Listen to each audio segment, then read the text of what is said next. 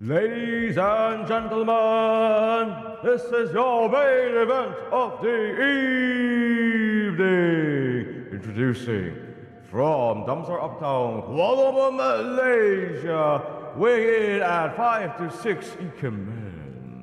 Here's your fellow Uptown lowlife, Cornelius.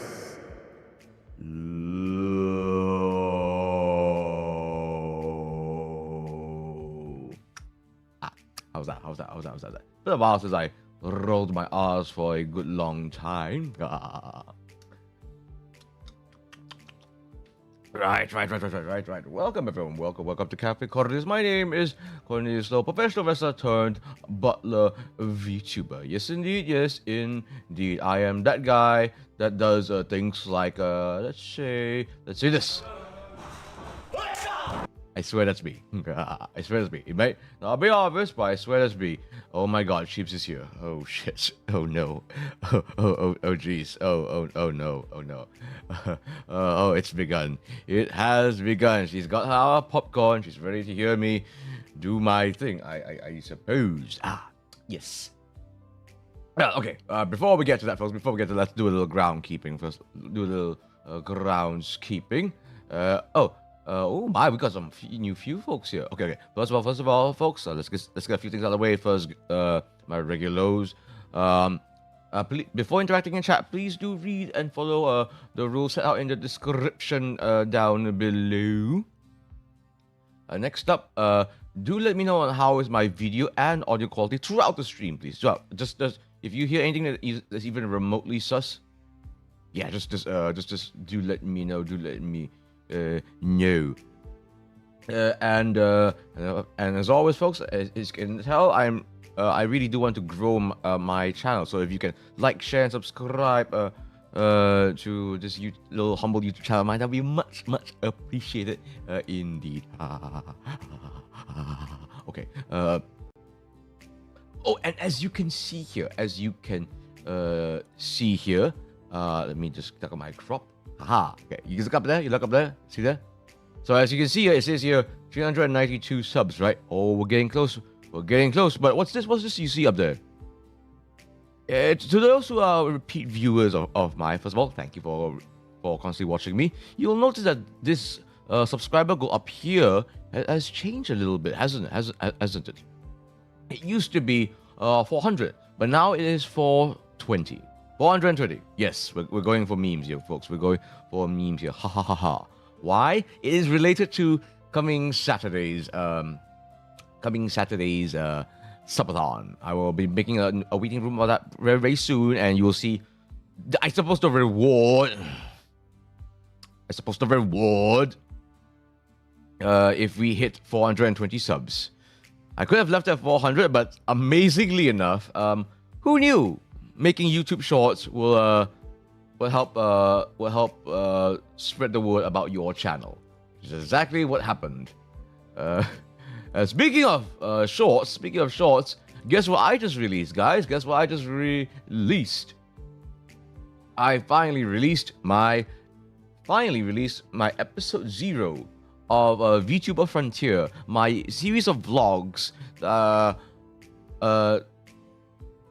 Experiencing the various VTuber booths I saw and had a chat with in Komifuro 16 in Jakarta, Indonesia. So I provided the link there, folks. So please do check it out. I really worked hard on it. It may be just barely a minute long, but it is indeed quite the experience for myself. So I'm hoping to share it with you guys, and I don't know how obvious this is, but at the end of that short, there should be a bit of a spoiler as to who is the first guest, so to speak. Not exactly guest, but who I am featuring. And yes, indeed, one entire booth dedicated just to her. Very, very nice. Very nice. I was quite amazed to see that, actually. That's quite amazed to see her IRL. Oh my goodness me. Oh my goodness. We are moving up with the sub count already. Oh, yikes! Oh, we're gonna. Are we actually legitimately gonna exceed 400 tonight? I wonder. Okay, first of all, okay. Enough of me prattling on about that. Let's actually chat with a few folks. They're here. Let's greet the folks. Yeah. I thought this is a cafe. First up, welcome Dugong, welcome Jeeps, welcome Choco Banana Chew. You are new here, I believe. Welcome Toxico Rimon. Yes. So we have a little tradition here. New viewers that pop on by for the first time here. In Cornelius, if I have the time, you may select a complimentary drink. You know, I've got all sorts here. Baby. So, what would you like? What would you like, everybody? Do let me know. Whilst you guys request away, let's actually finally boot up this game with a really sussy title. I say that, but who am I to talk when my own waiting room's title was yeah, a little bit sus as well, isn't it? Now I suppose I'm just going along with the flow here. Right. Let's actually boot it up, shall we? Oh, you know me from his key. I see. Much appreciate it. Makasih, Shokot, makasih. Oh yeah. In case if anyone's not aware, Lius boleh ngomong sikit bahasa Malaysia dan juga tahu sikit-sikit bahasa Indo juga lah. I will treat you all indeed. Yes, I am Best Butler. I am indeed. This Butler from below. He may not seem like much. He may seem a bit rough and tumble. With the whole, with the whole luchador mask and kick pads and a general knack for violence. Sure. I'm a good bean here in Cafe Cornelius. Right here. Let's actually get to it, shall we? I think you can hear the music. Ooh. All right, show up. I know you. I know this game's working. There we are. Nah. How's the volume, by the way? Is the music too loud? Too soft? Ooh. Okay, so this is what I understand about Touchstarved. This is a visual novel game featuring some rather insidious yet rather charming Ikemen. That's the extent of it? Of what I know about this game. That's about it. I think. I see that Mistress Chips is very excited for me to get along with this game in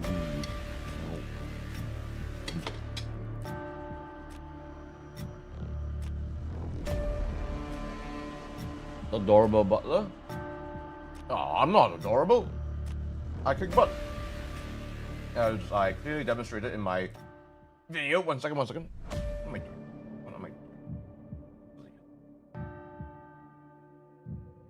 Alright. Volume's good. That's good to know. At least one member of DSI here is behaving somewhat rationally. Question mark. Alright. Good food in this game, people. Oh dear. Is that what we're calling it now? Now then. Okay, new game, continue. CG gallery settings, exit. I don't recall starting the game up, but either way, let's just get into the new game, shall we? Let's get into the new game. I'll bring up my writing crop because I feel like I might need to spank the boys, in case they're being sussy, which I think there'll be a lot of sussy things happening in this one.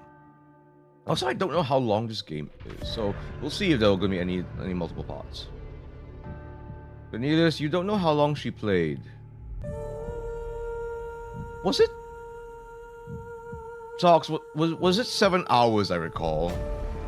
Like, was it 7 hours of just playing, or 7 hours of Mistress Chips playing and just ogling at the boys and just talking about them ad nauseum? Is it a combination of all that or just the gameplay alone? Because from my understanding, this is a demo. In Steam, this is called Touchstarved demo. This is a 7-hour long demo? Why are demos 7 hours long now? Is this... What?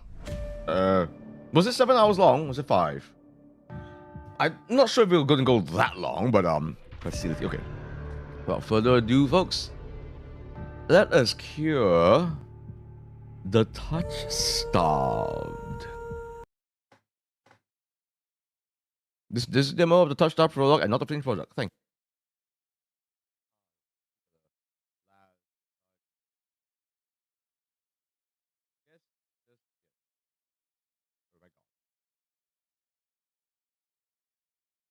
Intended for an older audience. Not limited to horror, graphic violence, strong language, alcohol, and drug references, injury, and dismemberment. I indulge in, let's say, 3 out of 5 of these things. Yes, there's 3 out of 5. The math checks out. Trust me. If you accept the content warning, please click to proceed. It's not 7 hours. I'm just particular. Oh my God, mistress, what were you doing there? What were you doing to yourself in that stream? I shouldn't be saying stuff like that to you. Oh, they're bunching past, maybe. The decisions you make may result in unique dialogue, interactions, or even choices in red text which contain exclusive content. Try playing through the demo more than once and choosing different options. You might even uncover a secret ending. And remember, there are no wrong choices, only interesting ones. Choose wisely and save often. Oh, we have to save. Wait, did your voice volume drop? It? Oh, yeah, it did. Okay. Well, okay. What about now? What about now? Yeah. Cables. I have a feeling it's my cables. I do stream pretty often after all, and I'm using XLR cables here. Okay. What about now? What about now? It should be a little more stable. Let me see. Okay. What about now? What about now? It should be okay now, I think. Let me just tighten my cables a little more. Okay. How about now? How about now? It should be okay now. You hear my chair squeak. That's for bloody sure. All right. Better. Excellent. Oh, and I'm going to try to voice act this whole thing. We shall see. Now, let's see how this works out, right? Okay.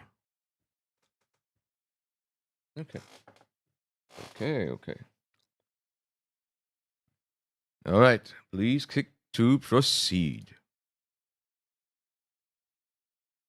Yeah, I clicked that already. Oh, okay. Left click, progress text and dialogue, mouse wheel up. Oh, rewind text and dialogue. Okay, very nice. Mouse wheel down, progress. Ace mouse to hide the UI. Oh, I'm sure Cheebs here smash the space bar here quite a lot. You know, to get the whole view. Alt activates skip mode. No, we're not going to do that. Choose my name. I don't know. I kind of find it weird. I guess I should put my name. All right. I'll put my name, Cornelius. All right. No funny business here. No corn. No corny. No Leos. No whatever else you people call me. Use your pronouns. Ooh, I have pronouns.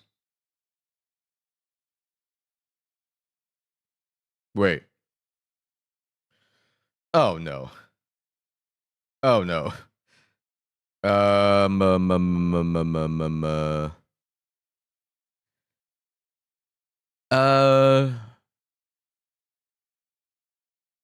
Fuck it. Happy Pride Month. No, I'm not putting Cordelia. Okay, I'm playing this game, not Cordelia. Okay. No, Cordelia. You stay there. You stay behind the door. Stay behind the door. yeesh, ever since she popped up in the episode of Square Circle Made Simple, she's been hearing through the door a lot more often. Touchstarved, I see we're doing this now. Welcome, Dilus, welcome. Dilus here is a fellow VTuber, good lad. A mercenary VTuber and long, but he's good. It's a mercenary with a heart of gold, an arm of metal, if I recall correctly.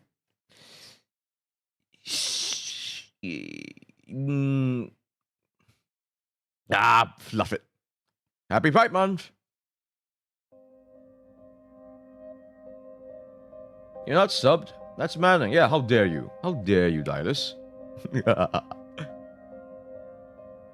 Hello, Ethan. Welcome to Simpry. No gods. Alright, that's the music. Oh.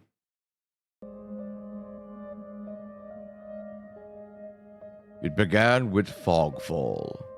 Spectral mist bled from the scenes where reality wore so thin it split. Can I click on this thing? Check my options. Ooh, okay, these are the options. And click on this. And from that fog emerged monsters, human beings with unnatural powers. Some possessed language and intellect. Others were mindless beasts driven by little more than the desire to slaughter. As cities fell and unrest spread, humans united in their fear while monsters thrived in the chaos. And then there's you. You're not even sure if you were a human. You were born cursed, with hands that alter the minds of anyone you touch. Choose your backstory.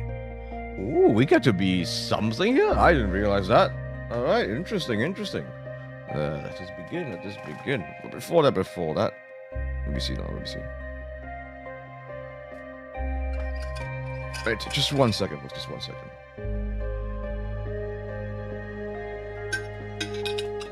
Music alright, by the way. Music alright. Don't mind me, I'm just pouring myself a bit of a drink. This is like listening to an audiobook. Nice. I'm sure that's why you're here, Jeeves. I'm sure that's why you're here. Whilst you do your work, let me entertain you with my dulcet tones. I know what I'm good for. Let's see now. Oh, this is interesting.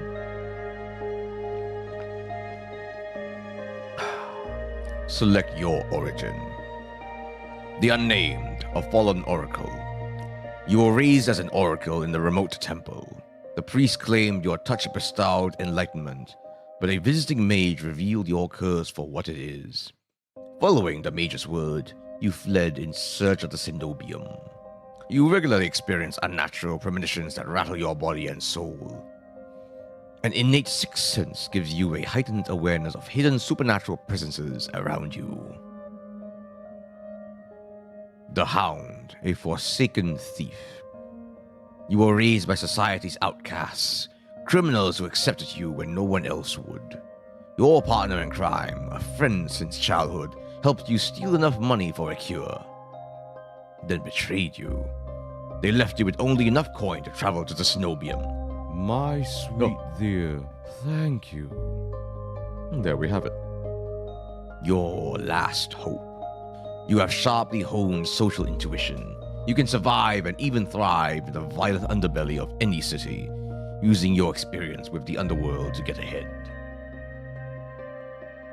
Cornelius is a fighter, so maybe a hound. Let's not get ahead of ourselves here.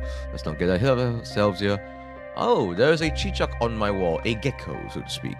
It is a surprisingly dark one. It's pretty big too, pretty chunky.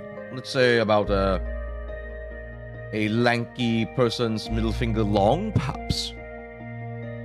It's cute, but it's a rather dark one. All right, enough distractions. The Alchemist, an abandoned mage. An exiled Cenobian mage took you in as a child, raising you as her apprentice. Ooh, a mummy. She seemed to take pity on your curse, but you discovered that she was cultivating you as a test subject. You fled to the Cenobium, seeking a cure. You are an experienced spellcaster with encyclopedic knowledge of alchemy, spellcraft, and history. With a little observation, you can identify the subtle effects of magic. Interesting. So, temple boy with experience with a sixth sense, supernatural presences, a thief, social intuition, has experience with the underworld, or an alchemist. Subtle effects of magic, but with a bit of a mummy issue sort of situation here, perhaps. Intriguing. So maybe a hound. She is suggesting a hound. I've always considered myself a bit of an educated man, actually. I mean, I'm a wrestler, but as you can tell, of the way I speak, I mean, the way I dress, I dare say I'm a bit of a. I take more kindly to that of the alchemist and the cenobia, maybe. At the same time, I am a bit of a rough and tumble lad, aren't I? Words only get you so far in pro wrestling. Chops, suplexes, and a good strangulation is what I utilize. I suppose this is what it'll be. The Hound. Alchemist? No, that's alright. In some ways, I'm trying this game out because of you, Mistress Cheeps. So let me indulge you, shall I? Also, mummy issues, so maybe this is the next one to try out. Perhaps.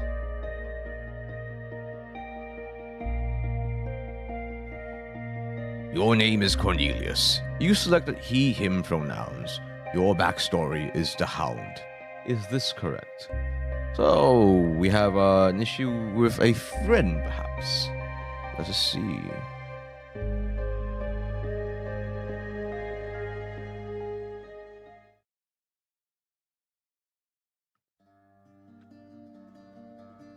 Oh, this is very Hellboy. This immediately reminds me of what's his name? Frank Mignola's illustrations. Just immediately, hard shadows.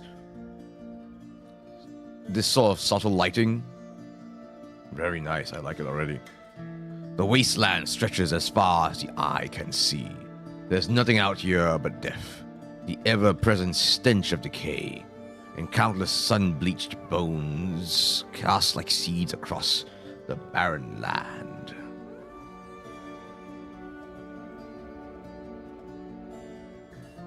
I could say death doesn't scare me, but to tell the truth, I'm desperate. No, this is... So, I'm speaking first person here, right? I believe I am speaking first person here. Okay. So, okay. I'll use that voice a bit less. I'll use my normal voice as well for this. It's been 2 weeks since I joined the caravan bound across the waste. Finding a group that would accept me was a trial in itself. As rations grew sparse and my canteen ran dry, I began to despair. But then I saw it.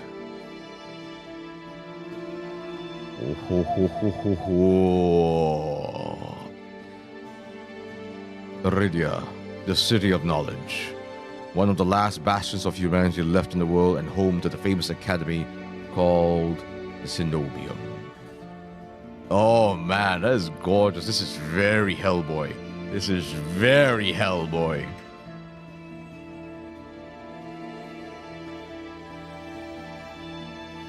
All the world's knowledge gathered in one place. If there's anywhere I'll find a cure for my curse, it's there. We don't really know what the curse is yet, isn't it now? Bobby involves hot boys. I just realized I made this into a yaoi game for myself. You like that, don't you, chat? You like that, don't you? All that stands between me and the cure is a final stretch of salt-soaked waste. Or so I think until I see the first tendrils of fog snaking beneath the wagon. Ooh. Snaking beneath the wagon. Ooh, someone here attended their English literature classes.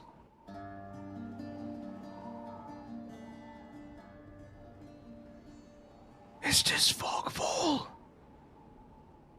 My stomach sinks at the very whisper of it. A silent storm more devastating than fire. Dangerous in cities, but a death sentence beyond them. Fogfall. You'll find out about the curse soon. Noted, noted. The thick blanket of fog engulfs us, smothering out the lantern's light. The wagon lurches to a stop. That was my sound of a wagon. An eerie silence, heavy as the mist falls over us. The only warning we get is a strangled scream. Oh, we hear it? Oh. Stay back! No! The cry dissolves into wet gurgling.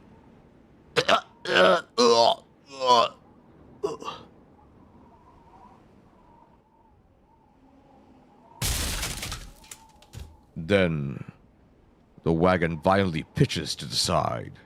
I hit the ground hard, the air punched from my lungs. When I opened my eyes, adrenaline led sudden awful clarity to the carnage around me. A trader I once shared bread with lies face down in the mud, their back reduced to long strings of torn muscle, gleaming crystal, and exposed bone. Bodies litter the wasteland. Ooh, is this our first boy? Is this our first lover? Okay. What's the word? Simping later. Narrative now. I try to rise, but my ankle explodes with pain so blinding. White blooms across my vision. Only when my eyes adjust do I see the dark shape in front of me. Ooh, you're kind of cool looking. The soulless stoops over the twisted form of a caravaner. I freeze, but it swivels its head. A dozen bulging eyes twitch in my general direction and blink as one. Ooh.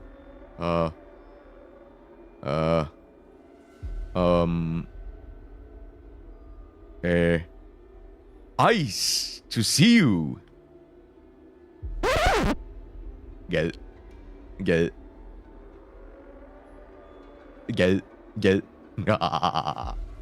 There's always time for a bit of wordplay or two.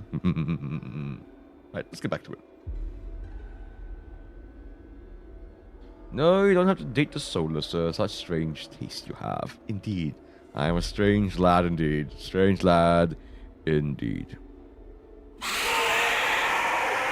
The soulless lets out an ear-splitting shriek and runs at me. But right before it reaches me, the beast barrels past, vanishing into the mist. Distantly, a horse screams in the dark. I need to move now. Oh. Oh. Oh. Okay. This is our first point, eh? Okay. Let me just save first. How many slots do we have? There's a lot. Okay. Let's do this one first. Alright. Let's see now. City or wagon? The city is where we can go to get rid of the curse. Head wagon is probably the closest thing. Let's try for the city. I take off, running deeper into the haze. The fog is so thick that I feel I'm headed in the wrong direction until I see a dim pinprick of light emanating from the shadow of a spire. It's faint, but enough. I came too far to die here. Rapid footsteps echo all around me. I turn in circles, frantically searching the opaque mist for the source. But the fogfall twists and stretches down. Suddenly, the caravan's driver bursts forth from the fog. Our eyes meet too late. He slams into me, knocking me to the ground, and slips in a patch of mud. Solus falls on him as soon as he slows.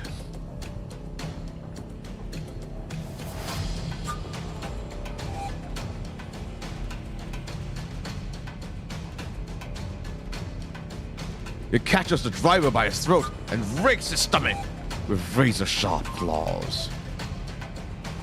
He comes apart like wet paper, spilling intestines and viscera in a steaming tide. Fighting the urge to heave, I claw frantically through the slippery muck for a handhold. Shit! My hand catches on the ragged edge of a rib jutting up from the water. Bandages unfurl around the gouge torn deep into my palm. The pain's quickly forgotten when the hand closes around my wrist.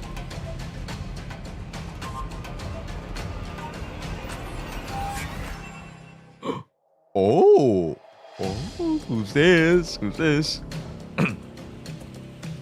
Oh, we gotta give him a voice. Let's see now. Clear my throat. Let's see. Hazel eyes, messy hair. Beautifully tanned skin. Lighter voice, perhaps? Can you... Yeah. A lighter voice.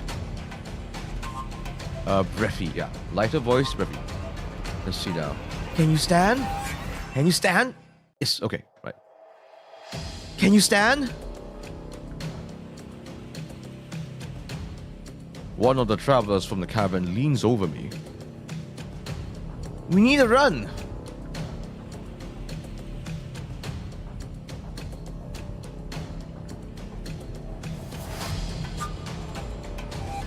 They reach for my hand, and I realize too late that my bandages have come undone. No! Don't touch me! The sensation of the thumb brushing the back of my hand sends a shiver down my spine. All it takes is one touch, and in the space of a breath, my curse takes hold. Oh shit. Oh shit. Oh. Oh no. Oh no. Oh no. Oh no. Your lips peel back into a deranged grin. Well, I'm gonna have to do this now, don't I?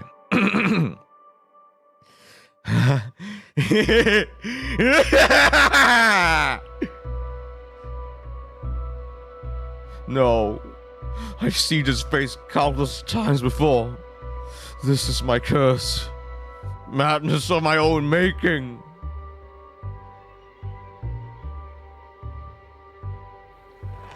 The grip on my hand tightens until pain radiates from my knuckles.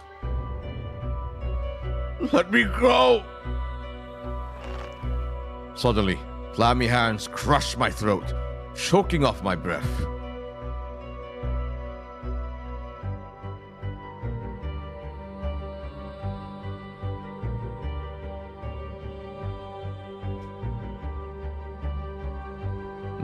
Where is it now? Die. Die. Die, die, die, die, die! Spit bubbles at the corners of the mouth and flex my face. The edges of my vision darken as my lungs scream for air.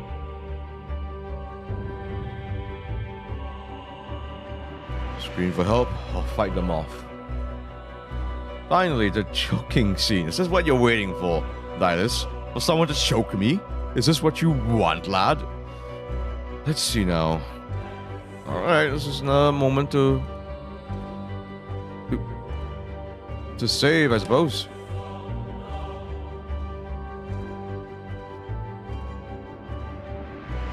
Let us scream for help. Oh, okay, let's just try anyways. Okay.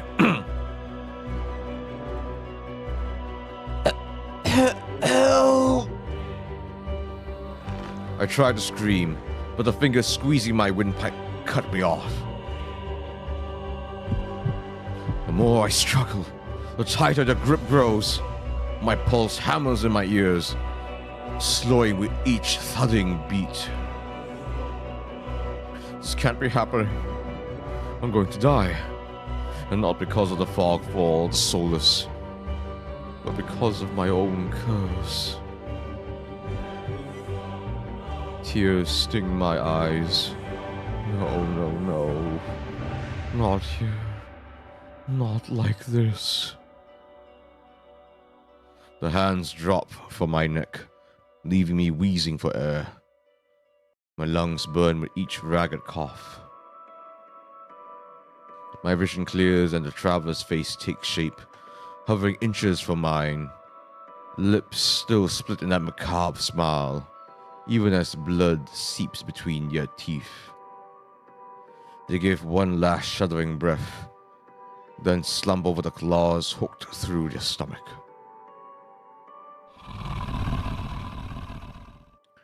The soul shoves the body aside, and the glowing eye studying its leathery skin, thin as though grinning.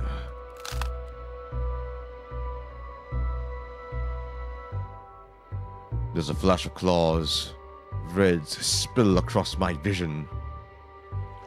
I thought that'd be pain, but as I sink into the murky water, all I feel is the grit of silt filling my mouth and the icy embrace of shallow water. Distantly, I notice an arm resting among an outcrop of reeds. Mine, neatly severed at the elbow. It should have taken both arms. Without them, maybe I could have survived. Maybe I could have had a home. Instead, I lie cold, alone, and face down in a desolate wasteland. A fitting end for a monstrosity like me.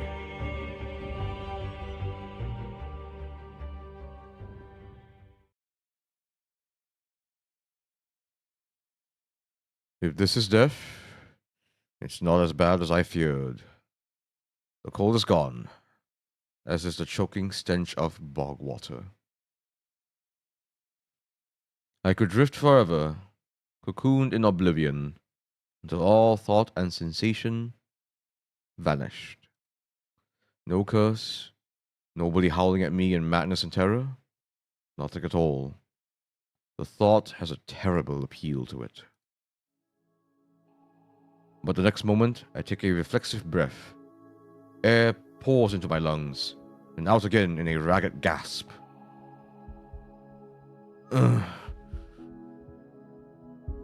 Feeling comes back. Warm cloth on my bare skin. A firm surface underneath me. A strange tang of sulfur in the air. Do not be afraid.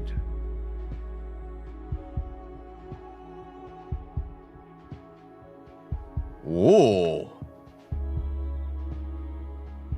Oh, hello there. Like a hello there. The capital L-O-W, indeed. I twist my head towards the voice. Tears flood my blurry vision and the bright glow of lamplight. Try not to move. Oh god, Chips is already going off.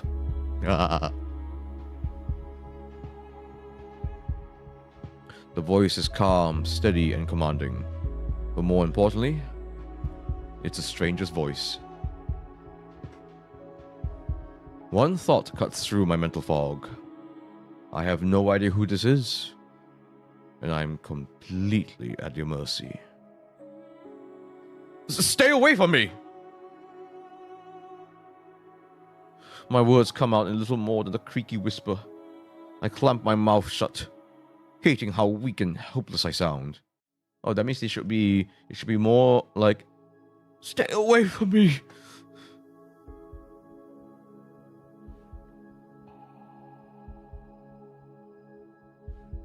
No. Oh, soft commanding, calm and commanding. No. Yeah. So extra haughty. Extra haughty, I suppose. Bit of a moment. Alright, apologies, folks. My model seems to be, okay, it seems to be a bit better now. Alright.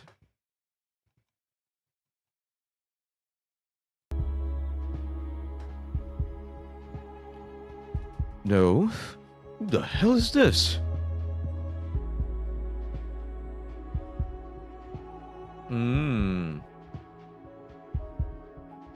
Oh, I blush. Yes, indeed. For this sort of game, plenty of blushes to be had at hand. Let's see now. Am I overdoing it? Am I overdoing it with the saving? I mean, like, that's a lot. That is a lot. It's like we can practically collect them all. Sit up or lie down. Let's get curious, shall we, folks? Just get curious. I managed to push myself up on one elbow, but my head swims. My surroundings give an alarming lurch. Ah, a stubborn patient. Ah, breathy. Oh, toxic Kurimon, my dear.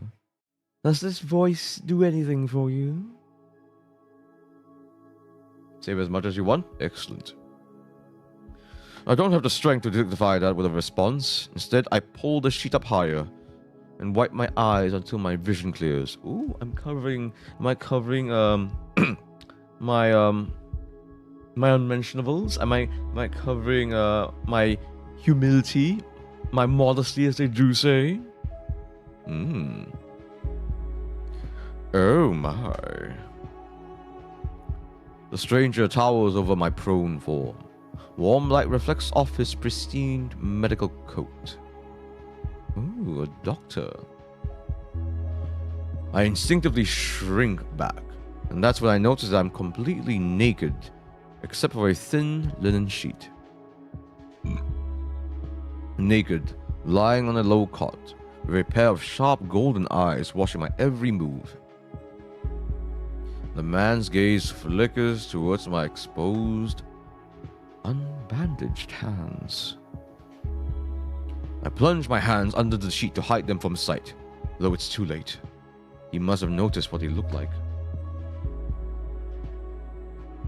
Strange, cursed, inhuman.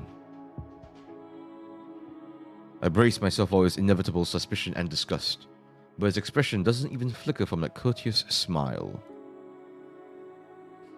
He just watches in placid silence as I struggle to make sense of my surroundings. Where am I? Who are you? Be calm. You are safe here. Cornelius is naked, everyone. Time to steal his shorts. Where does he keep it? The shorts stay on! The shorts stay on, okay? Okay? Fictional me in Touchstarved is butt naked. Sure, have at it. This one here before you. Nope. The booty shorts. Stay on. Thank you. Thank you.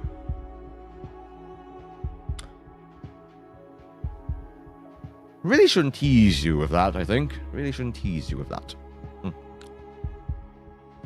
Whoever this is, he clearly has no idea who or what I am. I've never been safe anywhere. With anyone. The only people I ever trusted betrayed me, or a fat plus a coin. I scowl, pulling the sheet protectively around myself. Where are my clothes? The man's golden eyes narrowed slightly. His sharp sigh rustles the papers in his hand. Ooh, actually, I could do this, can't I?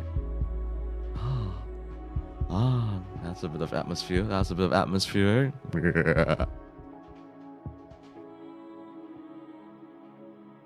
Screenshots. Oh my mistress. Easy. I see you are not to be dissuaded. Okay. Breathy, a little bit higher than what I usually go for. A bit haughty, very sophisticated. I see you are not to be dissuaded. And just a little bit, not necessarily feminine, but a bit fey. Yes, indeed. Surgical. Your clothes were torn to shreds when I found you, but I procured replacements. Ooh, what's this? With a soft creak, he stands from his chair, giving me a better view of my surroundings. Oh, very nice. Oh man, this really, it really does feel like Mignola meets anime or manga, I suppose. You guys know who I'm talking about, right? The creator of Hellboy. His name is Mike Mignola, I believe. I seem to be in some sort of medical clinic. Bottles of silvery alchemical concoctions line the counters in neat rows. The air makes my nose twitch. A faint whiff of smoke and something distinctly metallic that I can't quite place. Oh my, look at that. What was it again? Spacebar, right? Spacebar. Ooh, hello there. Oh, this is nice. This is a VTuber design right here, isn't it now? This is like if Zhongli was a doctor, I suppose. Was a physician. I'm aware of the guy. Yeah, the Hellboy art is so good. Talks you. Yes, I should have expected that you would know who Mignola is. Indeed, I'm surprised I know him myself. The doctor produces a large, dense bundle of cloth, which he sets at the foot of my cot. He's easily a head taller than most, and I have to crane my neck to look at him.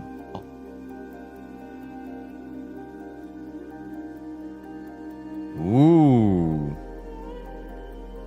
I mean, we're lads, right? I've changed.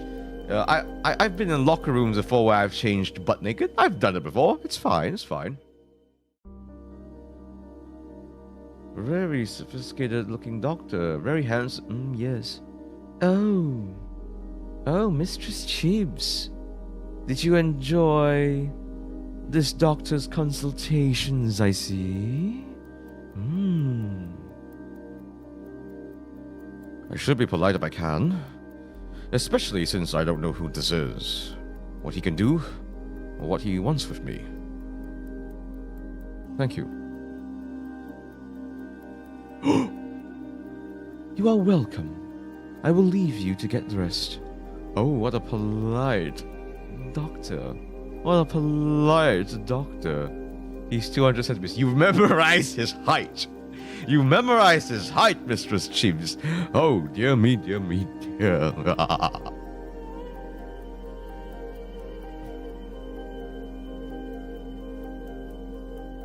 With a curt nod, he leaves through a narrow door. I hear a soft click as the lock turns behind him. I count to 3 in sudden silence. When I don't hear any more footsteps, I reach for the bundle of clothes. An itch on my elbow stops me short. I reach down absently to rub at it and freeze when my fingers meet a neat line of stitches. I know what I saw. That beast took my arm clean off. And yet, my arm shows no sign of injury apart from the black stitches poking through my skin. I gingerly flex my fingers, feeling my heart race at the sensation. I don't have an arm missing. I can't claim benefits now from the insurance company. Pity. This is impossible. I should be dead, or at the very least, gasping out my last breaths.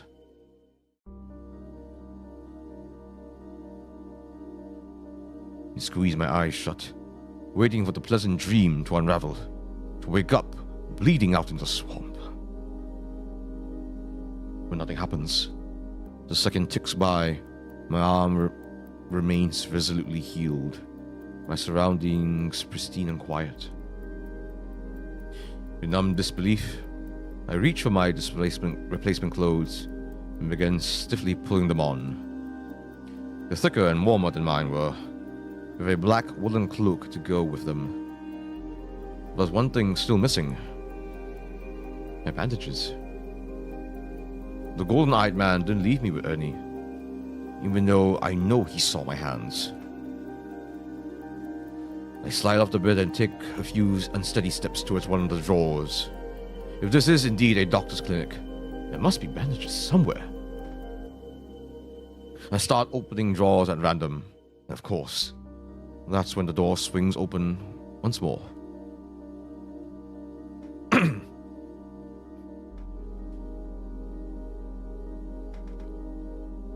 Are you looking for something? I whirl around, clutching a thick roll of clean bandages. I try to step back from him. My legs bump up against the edge of the cot.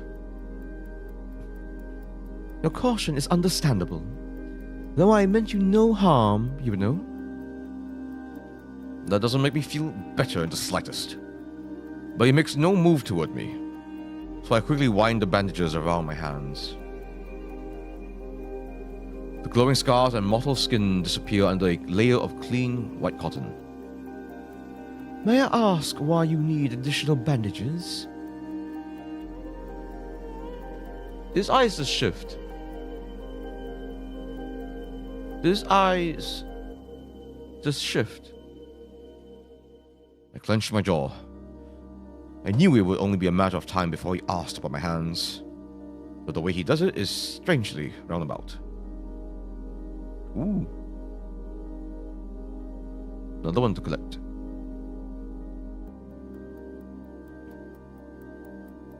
Say nothing, glare at him. They're technically all the same. I'll just glare at him. Intimidate him a little bit. If we're able to.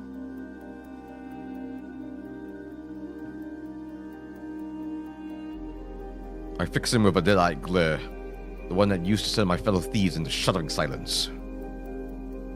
He doesn't even blink. He's looking at me. Oh.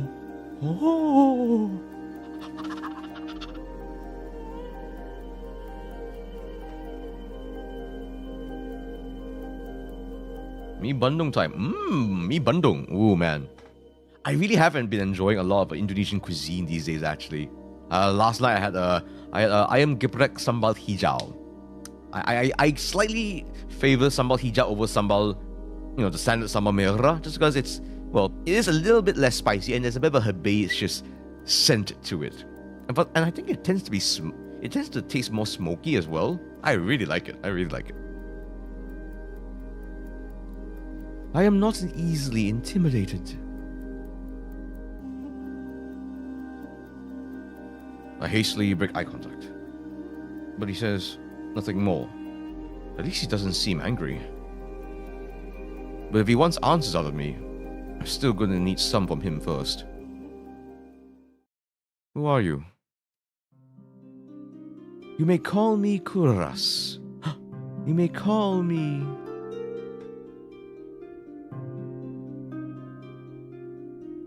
Kuras. Kuras.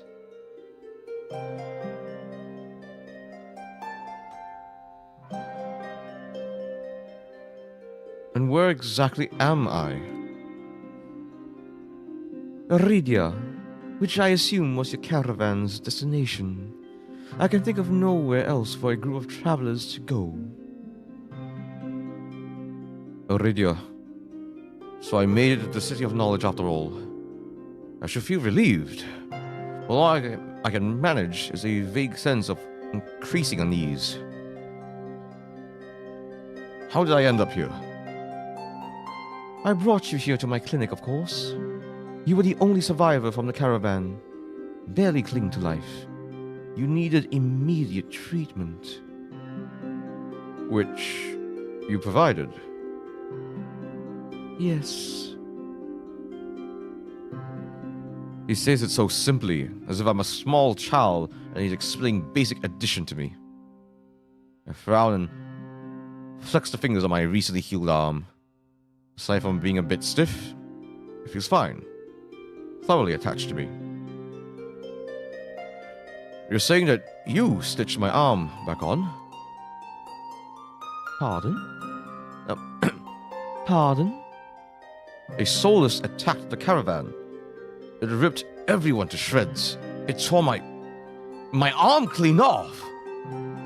But when I woke up here, I trail off, bewildered. I've never heard of any magic that could heal a mortal wound like that. What kind of person could do such a thing? The doctor, Kuras, pinches the bridge of his nose. He sits back down in his chair, quiet for a long time.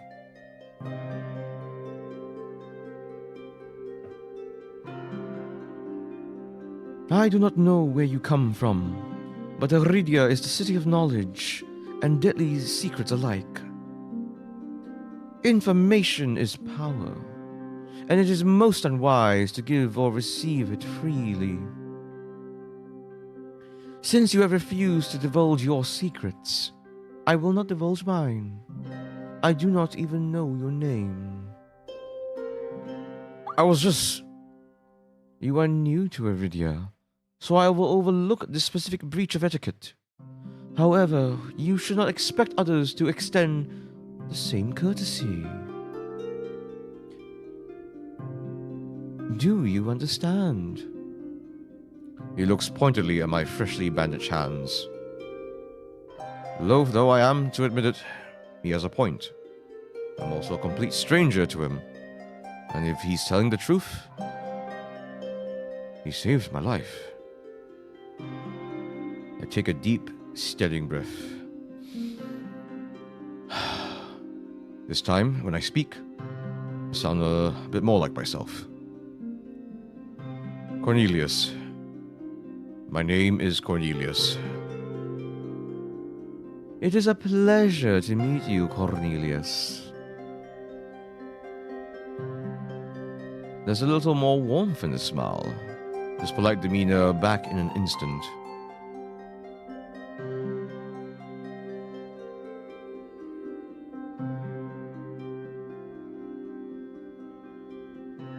Why did you save me?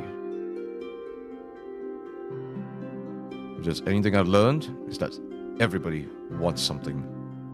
With the world in such peril, no one reaches out a hand without expecting something in return. Can I ask why you saved my life? You don't know me. The question seems to startle Gus.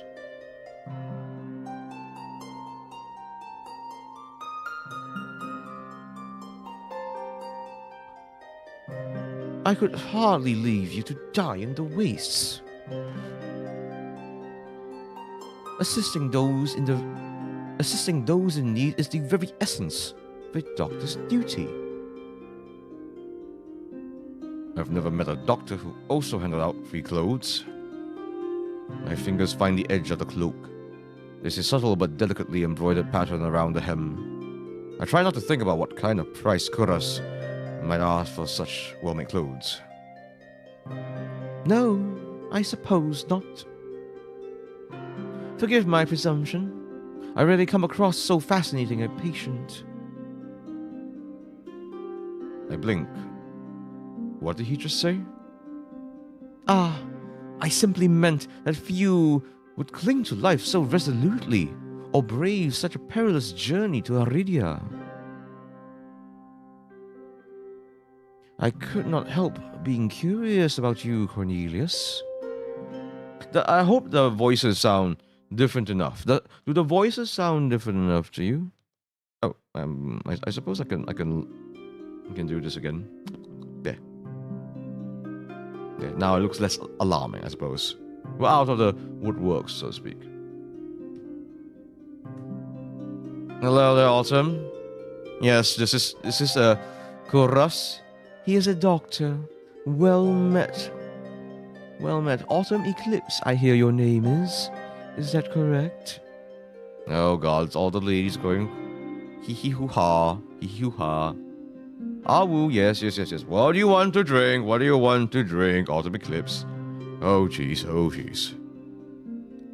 Yes, I'm voice acting this entire stream, can you tell? His voice dips to a soft murmur, and he abruptly looks away from me.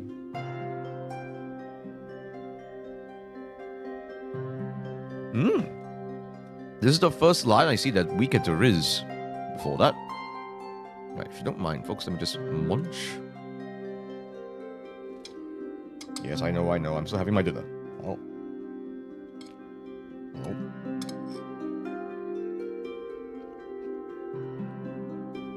Where's Master Cornelius? Mistress, it is beneath you to lie. Please do not lie. Especially on my behalf. Come on now.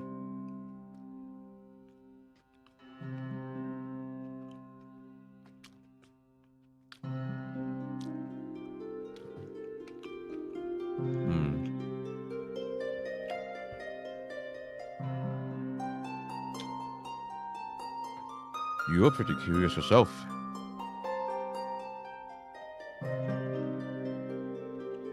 Oh my.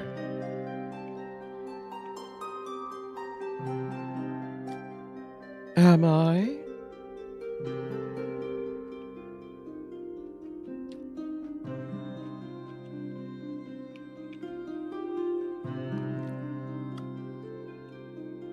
Well, I haven't forgotten about my arm. I wiggle my intact fingers at him. Oh, fingers, eh? It's been a while since I pulled this out. I really should pull it out more. There, see? Look at my fingers, guys. Look at my fingers. Clearly not.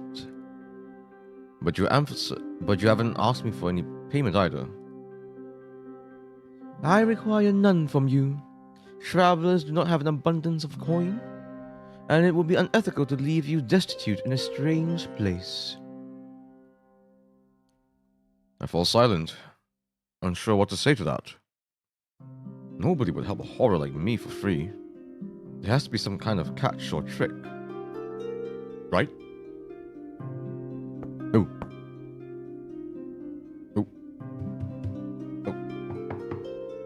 A loud knock at the front door stops our conversation cold and spares me from having to say anything else.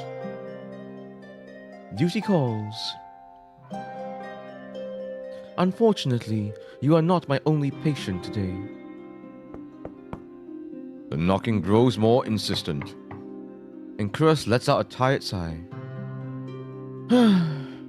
Please wait your turn. Though he says it quietly, the clamor on the other side of the door abruptly stops. Do you need anything before you leave, Cornelius? Oh.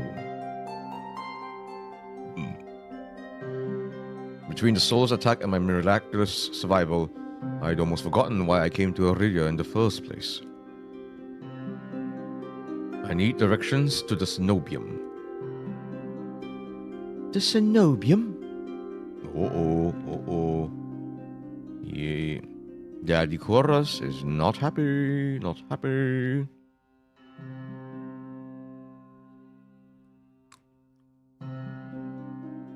The look on his face is downright chilling.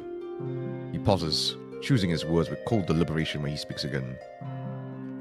Whatever you seek, it is very unlikely you'll find it there. The cenobium's gates open for precious few visitors. Even if they did, you would not like what you found inside. My heart sinks. Is he saying that I came all this way for nothing? Risk life and limb for nothing? No, that can't be. I've only just arrived. Narita is the largest city still standing. There has to be a cure for me here. Then if not the cenobium, where would you suggest? Do you know anywhere else in Iridia? I shake my head. Then I suggest a local guide. Head to the Wet Wick and ask for Leander. Oh, a second one. Hey, we're getting somewhere. We're getting somewhere.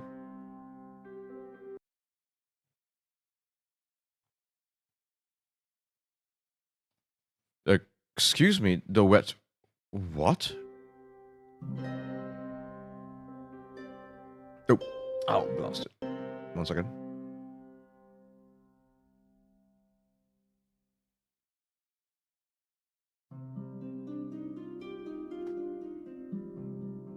The Wet Wick.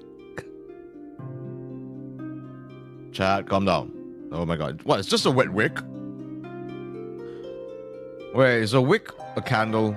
Like the rope of a candle? Nasties. He sounds deeply unamused. Follow the postings advertising Leander's bloodhounds. They are difficult to miss. When you meet Leander, tell him I sent you. Oh, I can read that better. When you meet Leander, tell him I sent you. Better. That isn't much to go on. The Kuras points towards the clinic's back door. You will be safe so long as you do not draw attention to yourself. That's easier said than done. I've always been a magnet for the worst sort of attention. If you require my assistance, you may return whenever you wish. Though he's smiling, there's a note of finality in his voice. Resigned to my dismissal, I step out the back door. I find myself standing in a narrow and rather gloomy alley. I pull the new cloak up over my nose, stepping over the contents of chamber pots that have been emptied into the street. Ah yes, the poop pots.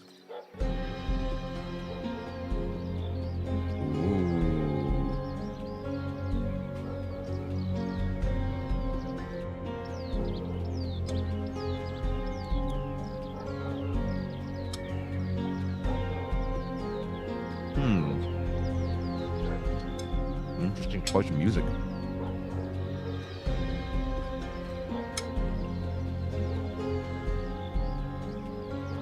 Is that an oud I hear? Like an O-U-D?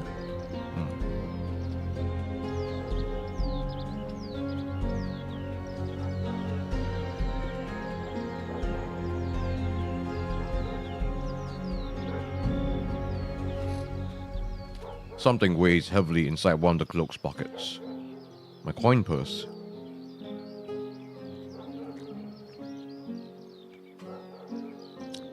Everything is still inside. Every last coin that I scraped together for the journey to Aridia.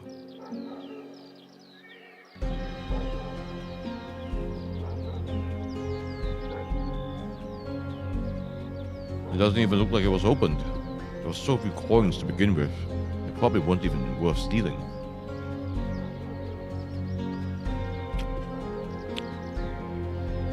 I glanced back at the clinic's closed door. Koras didn't even take any payment. He didn't even ask for a future favor.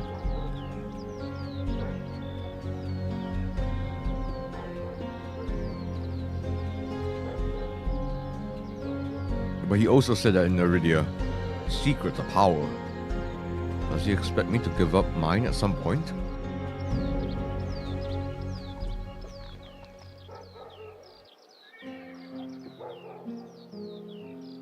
That's not exactly a comforting thought. Still, no matter why he did it, Koras gave me a second chance, and a lead on where I might find help.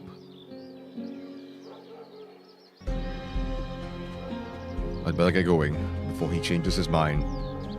I squeeze out of the alley and into the crowded main street. The line outside Koras' clinic stretches down the road already. Two thin peddlers queue alongside wedded elders. If any place is in desperate need of a free clinic, it's this one. The cobblestones are treacherously rough under my feet.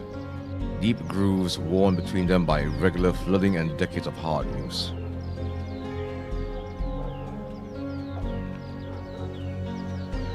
I knew Iridia was a river city, but I didn't expect it to look so eroded.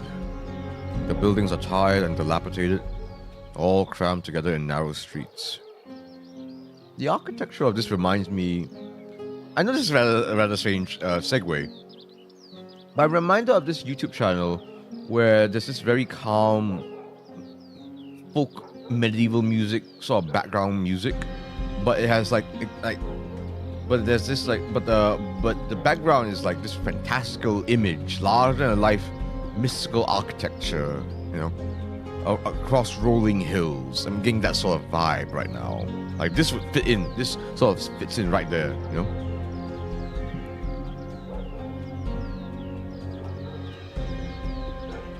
A child darts by, clutching something greasy wrapped in paper. The smell of fried food drifts over to me. My stomach gives a faint gurgle. Is it banana fritters? Is it pisang goreng? Ooh, I could go for some pisang goreng. Oh, fish! This morning's catch! Fried up, hot and fresh! Not too many eyeballs today! Oh, eyeballs are low on stock today. Come on. Gotta love me some eyeballs.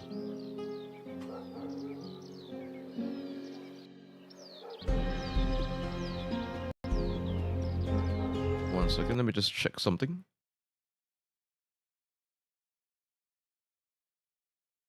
Alright, let's get back to it. Hey, Cloudy! Welcome back, welcome back. Wait, no, Cloudy, wait, no. Welcome back. Have you ever been here before, Cloudy? Welcome, welcome. You are a friend of Princess Mai. Come. Let me offer you a drink. A large fish leers up at me, its three bulging eyes still visible through the thick layer of crispy batter. The vendor gives me a gap-toothed grin. What's the cheapest thing you've got?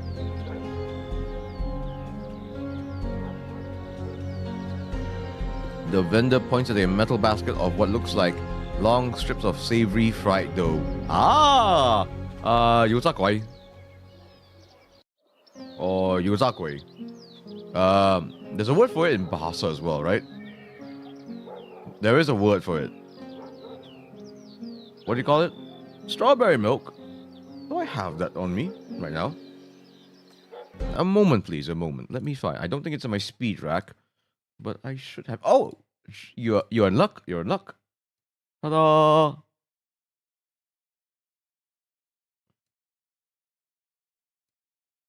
Actually, let me just check something.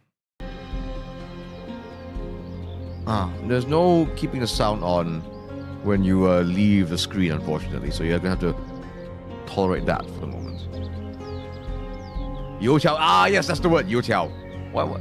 I said Yuzakui. I used the Cantonese way to say it. Yes, Youtiao. So this is Youtiao we have here, folks. Which is quite tasty. Oh yes, here's your strawberry milk. Chakoi? Yes, chakoi. That's the Bahasa way to say it, I think. Somehow that became the Bahasa way. I don't know why, but that's the word that is used. Right. Let's see. Expensive indeed is silk. Here is your strawberry milk. Here it is. There we are. Hope you enjoy.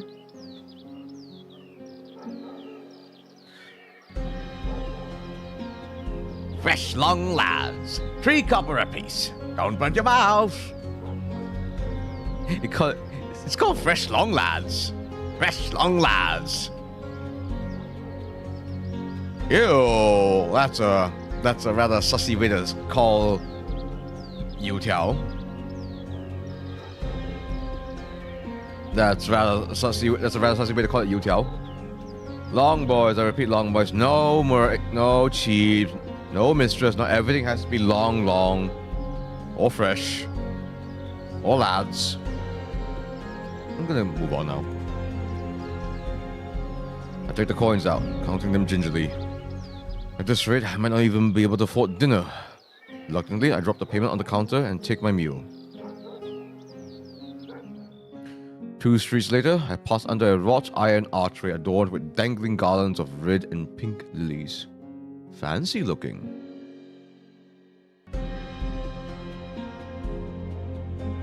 The buildings in this quarter are a dizzying riot of color, painted walls, and tinted glass everywhere I look. Sheer red and pink curtains flutter in open doorways. Musical voices call out invitingly. Incense mingles with the pungent scent of flowers, barely covering the salt and musk of warm bodies. This must be Iridia's entertainment district. I'm polishing off my food and dusting the crumbs from my hands when I spot a poster. You're going to see the poster. It features the silhouette of a smiling man wearing a dagger-like earring and the word Bloodhounds printed above his head. A motto, as above, so below, circles the artwork. Where have I heard this saying before? I've heard of this saying before. Where have I heard it from? If Leander is the leader of the Bloodhounds, then the face printed on the poster is likely his. I follow the line of identical posters around the corner, and nearly hit my head on a precariously dangling wooden sign. Looking up, faded orange letters read, "The Wet Wig." Why did I do that? This kid's not even that horny yet, and I'm trying to behave like I'm a horny boy. I'm not a horny boy, God's sakes. The facade of the building looks like it's seen better days, but I hear faint music and laughter coming from inside.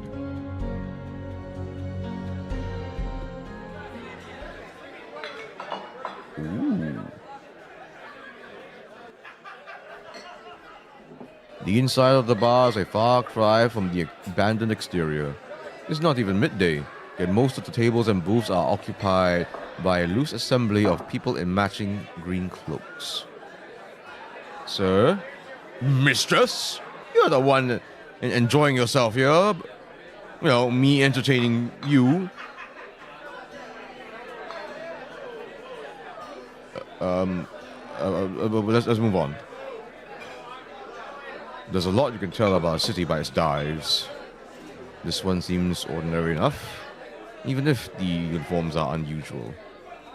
A cursory glance doesn't turn up anyone with a dagger-shaped earring. I'm about to head towards the counter when a chant rises from the center of the room. Oh. Show! Show! Show! The remaining green cloaks abandon the bar and their booths to rush towards the center of the room in a sudden torrent. There's no time to move out of the way.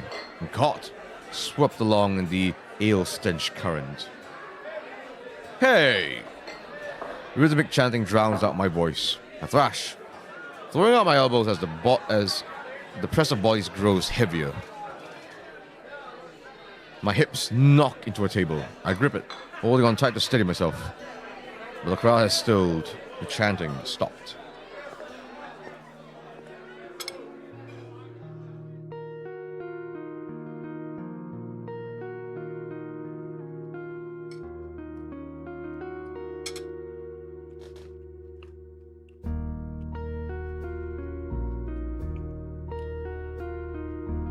A pair of gilded boots stride across the tabletop.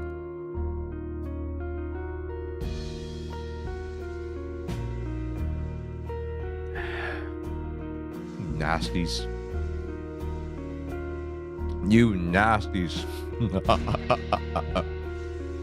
Is this it? Is this what you want to see? Right. 1 second. No, we're not the riding crop. Oh my god, mistress, calm yourself. Calm, easy. Down, girl, down. I shouldn't be saying that to you. I should not be saying that to you. Why do I say these things to you? Oh, God. I'm back with coffee and bread and mini sausages.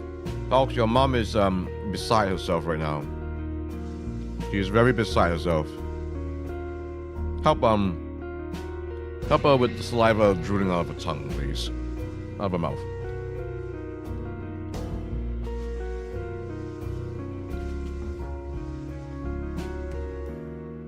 It's Mr. Boober. Is it really that big? Is it really that big? Sheeps. Oh my God. Calm. Shanti. Mr. Sheeps. Okay. All right. Let's see. Bark. Okay.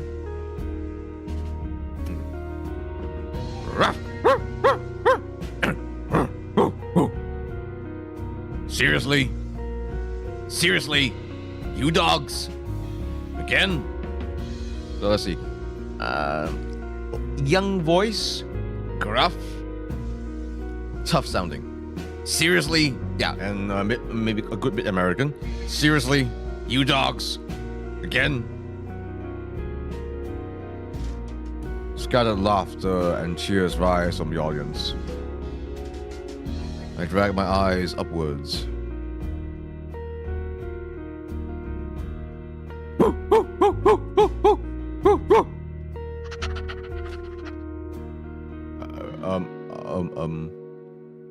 A well-dressed man stands at the table in front of me, his broad shoulders framed by the thick lapels of a trench coat.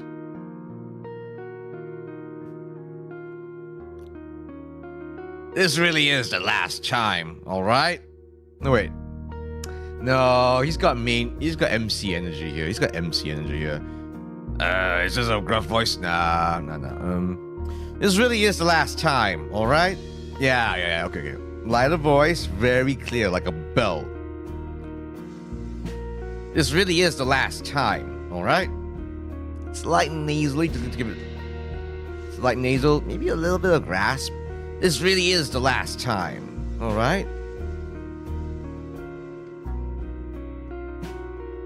His sky is too beautiful. I am on my knees, sir. Ooh.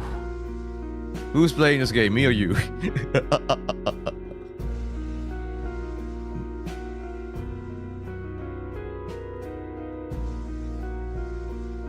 This time when he speaks, the audiences fall silent. They're still bewitched by his maniac presence or rich, low voice. Oh, okay. It's a low voice. I'm gonna make him a baritone. Make him sound cool. So like right now my voice is definitely, you could say, deep. So let's higher it up just a tiny bit. But nothing is as captivating as his smile. He beamed at the crowd around him, a performer on his makeshift stage. Don't blink or you'll miss it. Don't blink or you'll miss it. You're playing it for I know I am. Let's see now. Don't blink or you'll miss it. Yeah, okay. So bit of rasp, but it's still definitely a deeper voice. Don't blink or you'll miss it. Yeah, okay. Don't blink or you'll miss it. Don't blink. Yes, that's one. Don't blink or you'll miss it. Oh my God, what game did I walk into? It's a visual novel called Touchstarved. It's got Ikemen. Yeah, that's all you need to know, honestly. He laughs. And the dagger-shaped earring dangling from his left ear catches the light in a flash of gold. It would seem I found Leander. He raises his hand above the audience and snaps. A flash of pale green light. Real magic. No ordinary stage trick. Blinds me.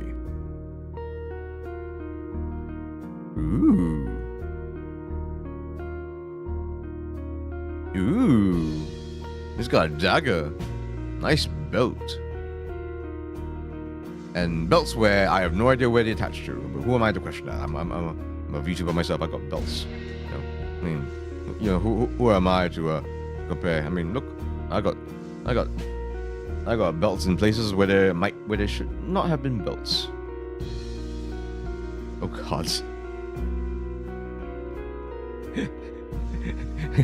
Talks, not you too. Not you too. He flicks his wrist, and the magic spiraling around him coalesces. A delicate flower stem sprouts from between his pinched fingers. One by one, glowing lily petals spring forth. With a flourish, the mage presents the conjured flowers. The audience bursts into clapping and cheers.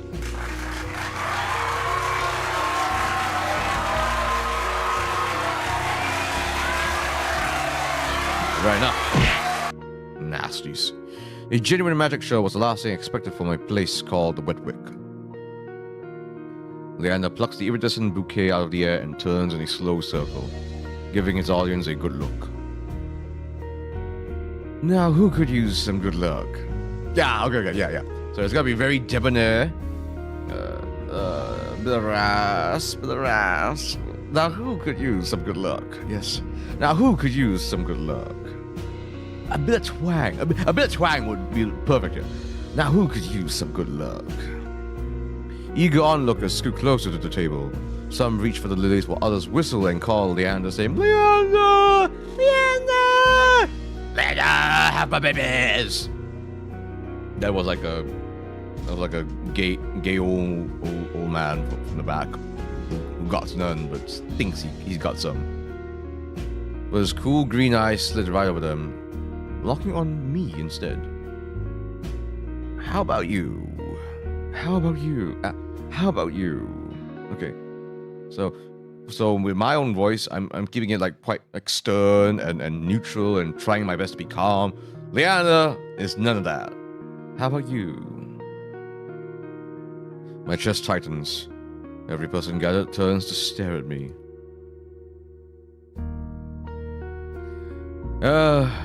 You guys would be angry at me if I refuse the flowers, don't I? Luckily, we have this to take to, so we're gonna take the flowers, okay? Calm down, child. I reach out, all too aware of the way my fingers tremble as I carefully take the flowers from him.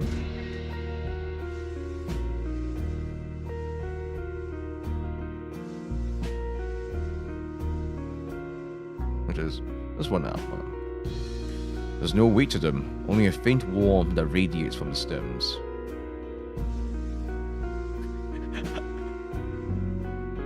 Mistress. As soon as the flowers leave Leander's hand, the light dims. They fade away in a shower of opalescent light. To my surprise, Leander laughs under his breath.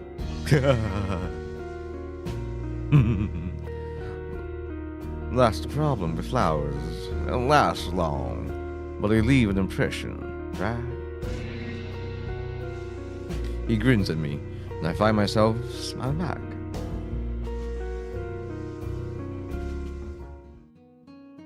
Leander steps off of the table, dropping among the excited crowd with an audible clink. All right, bloodhounds, get back to your drinks. Show's over.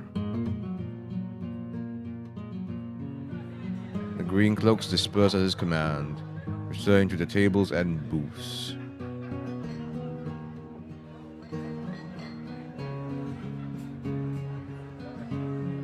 Before I can make my way towards Leander, his eyes find me. He gives me a friendly wave, then beckons me over to the crowded counter. I manage to squeeze beside him, but there's so little room that his broad shoulder presses against mine. Tense, but he doesn't seem to mind at all. Is this your first time in Iridia? He says it lightly, with a genuine air of curiosity. Do I stick out that much? No, but I'm certain I'd remember seeing a face as lovely as yours around Lowtown. Wait, what? No!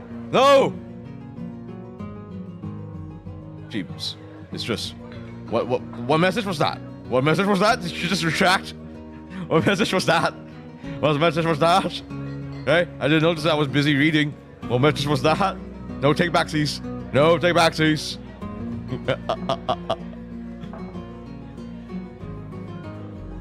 No, but I'm certain I remember a face as lovely as yours around Lowtown. Lowtown.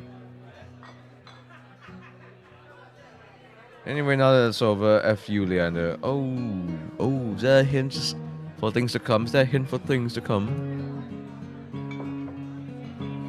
My eyes flicker to the polished countertop. I'm not used to flattery. And being this close makes eye contact difficult.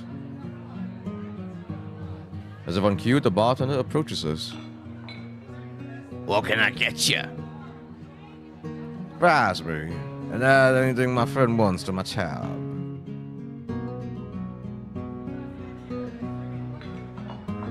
I wasn't expecting the generosity, but I have to admit, I do feel a little thirsty after all that fried dough. Easy now, mistress.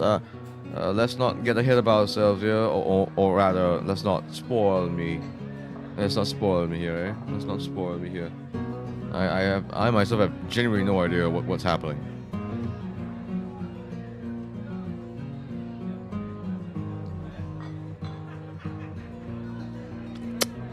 Yeah, we want to go for the sussy option. Yep, we're going for the sussy option. I'll have what he's having. While the bartender leaves to fix our drinks, Leander leans his elbow on the counter. I'm close enough to notice the purple shadows under his lower lids. His eyes wander over me in return. When they lock on my bandaged hands, a sour taste rises in my throat. Here come the questions. So, what brings you to the wake? Kurra sent me. He pushes his hair back from his forehead and immediately falls right into place. Oh, no worries, it's a personal thing, no spoilers there. Oh, what, is he too handsome for you? Does this dagger of his body you as such? Does his glowing green belt give an aura that you find not delectable to your taste, perhaps? Oh, I like his glove, though. I like his glove.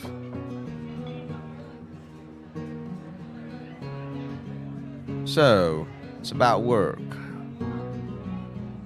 The bartender returns with a pair of glasses filled with what I can only assume is beer.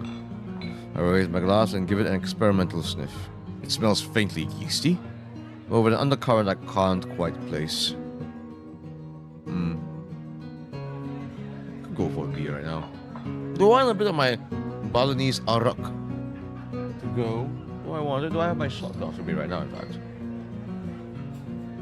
A quick sip confirms my worst suspicions. It's awful. Somehow briny, sour, and in a way that reminds me of pickles. Cider? No, not cider. Maybe IPA. IPA. You like his dagger? Ah, Cloudy. You like his dagger, eh? Very thought of complaining dies the moment I look up and see Leander taking a deep swig from his glass. He lets out a satisfied breath. How can I be of assistance? How can I be of existence? Slight rasp, a little bit higher voice than mine, but no country twang. I need to get to the cenobium. As soon as the word cenobium leaves my mouth, the entire bar falls silent. Bloodhounds twist around and just cease to gawk openly. Finally, an especially drunk one speaks up. The hell are you bringing up the cenobium in here? Around! This is Bloodhound territory! The vitriol catches me off guard. From the angry looks thrown my way, it's clear I've broken some unspoken rule just by mentioning the cenobium. My glances at Leander, he's drinking, as though he hasn't noticed the uproar. Only when he catches me looking does he lower his glass.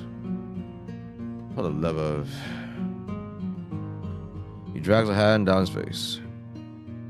Hey, keep it down, will ya? This is business. I tense, expecting an argument. The outspoken bloodhounds silently return to their drinks. Only a handful catches to watch me warily. He looks like Leon from RE, don't you think? Oh, is that why he gets you so rizzed up? Is that why he gets you so rizzed up? Yeah, I can see it. I can see it. It's Leon in a trench coat. I can see it. I can see it. Yeah, I can definitely see it. Especially like, I know this sounds kind of weird, but you can definitely imagine Leon wearing an earring. He seems like a dude to wear an earring when off duty. Sorry about him. The Cenobium's a bit of a touchy subject in these parts. Mixing enough drinks in, well, you saw. How about we continue just outside? When I give him a terse nod, he pushes away from the bar counter.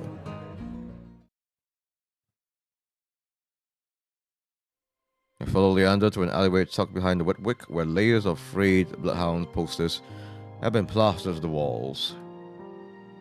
Ooh. Ooh. Ooh.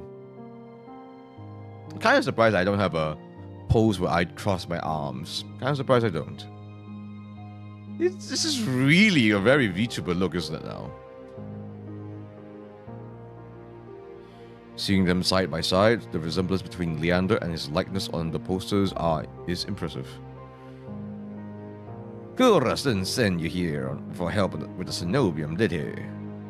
I'm not thinking his voice consistent. Cornelius didn't send you here for help with the Cenobium, did he? From the look he gives me, he already knows the answer. I glance away. No, he didn't. He suggested I find an alternative.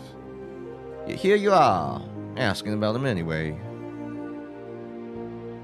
If a VTuber looks like that, I would lick him. Oh, I knew it would come to this. I knew it would come to this. Down, mistress. I can't believe I, a VTuber, have now resorted to whipping a VTuber for simping over someone that looks like a VTuber. Yeah.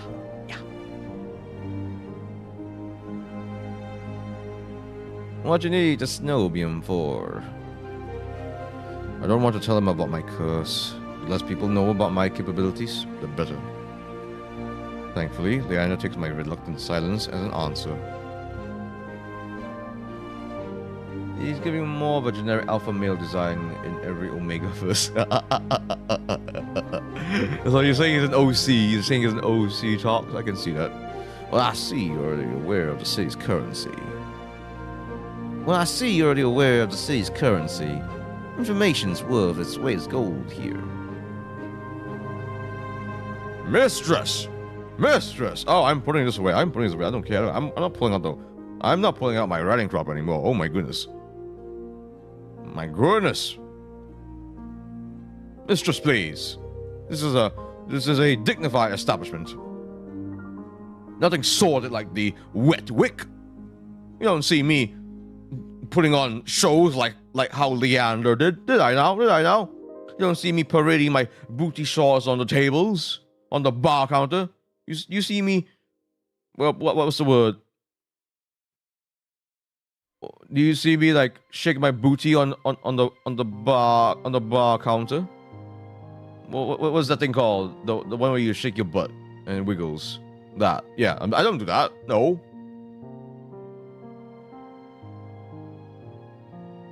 Cornelius told you the truth. The Cenobium's dangerous. You're on your bad side and they'll imprison you if you're lucky, or torture you if you're not.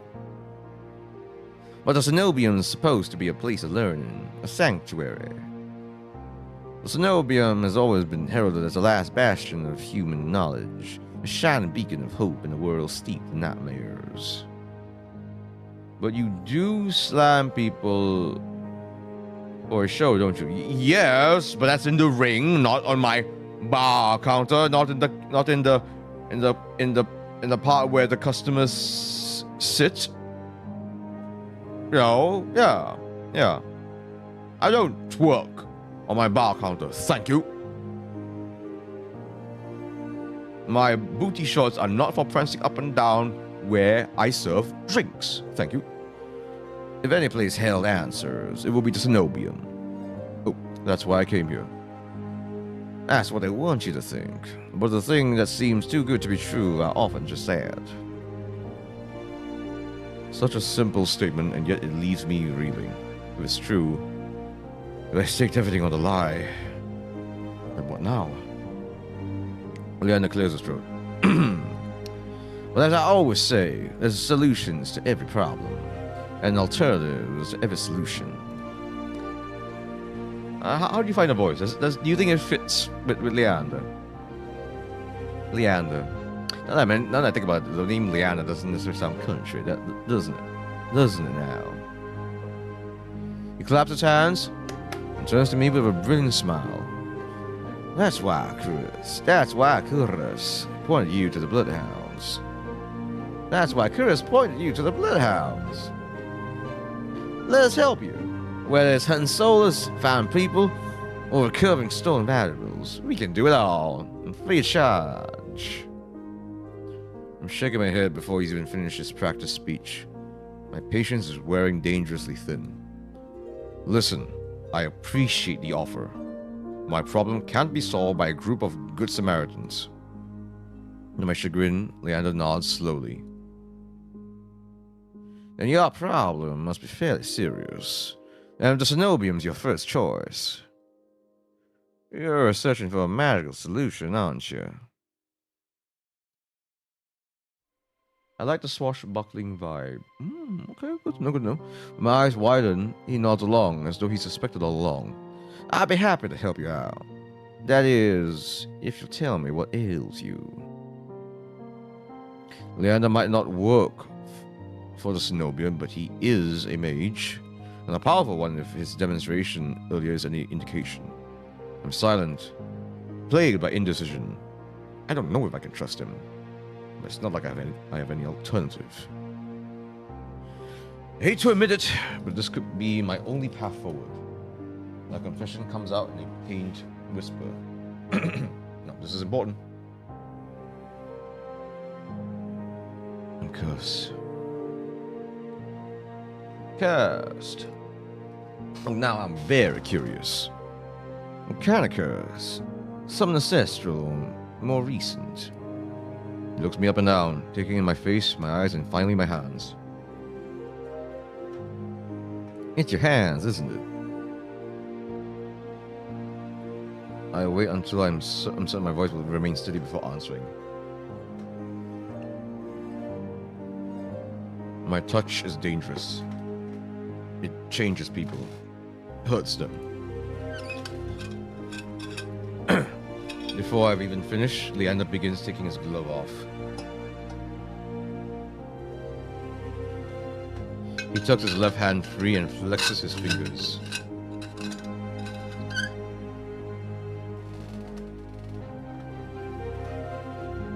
Let's see it. He offers me his hand, and a prismatic flash of magic ripples across his palm. But I'm already shrinking backwards. I can't. I don't care how confident Leander is. I can't bring myself to hurt him. See his face twist into a mask of madness.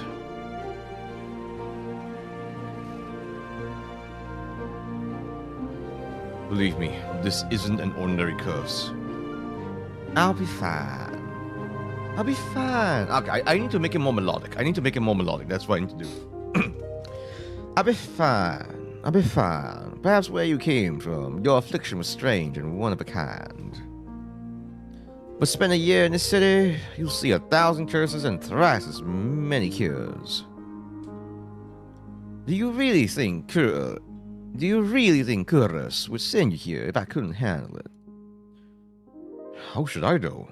I only met him today. I'm as good as any mage in the Cenobium. Better even. If they can help, so can I. Welcome. Awesome kick. Welcome. Come. What would you like to have here in Cafe Cornelius? You don't know what you're asking me. I'm asking you to trust me. I look from Leander's outstretched hand to his confident smile. You make him sound smooth. I don't know about that. Then with a short breath, I begin unwinding the bandages from my hands. Fine. If you lose control, don't say I didn't warn you. You can tie me up first if it makes you feel better. Is he blushing? Man, are you blushing? With each joint I expose, I grow more and more certain that this is a terrible idea. Tall glass of slightly hot daddy, please. Oh god, let me see what. Okay, yeah, you need a solution. You need a solution. Your solution is this. All right. Okay. Try not to get yourself soaked. Here's your glass of Coke. All right. There we are. All right. Now calm down. Pete's sakes.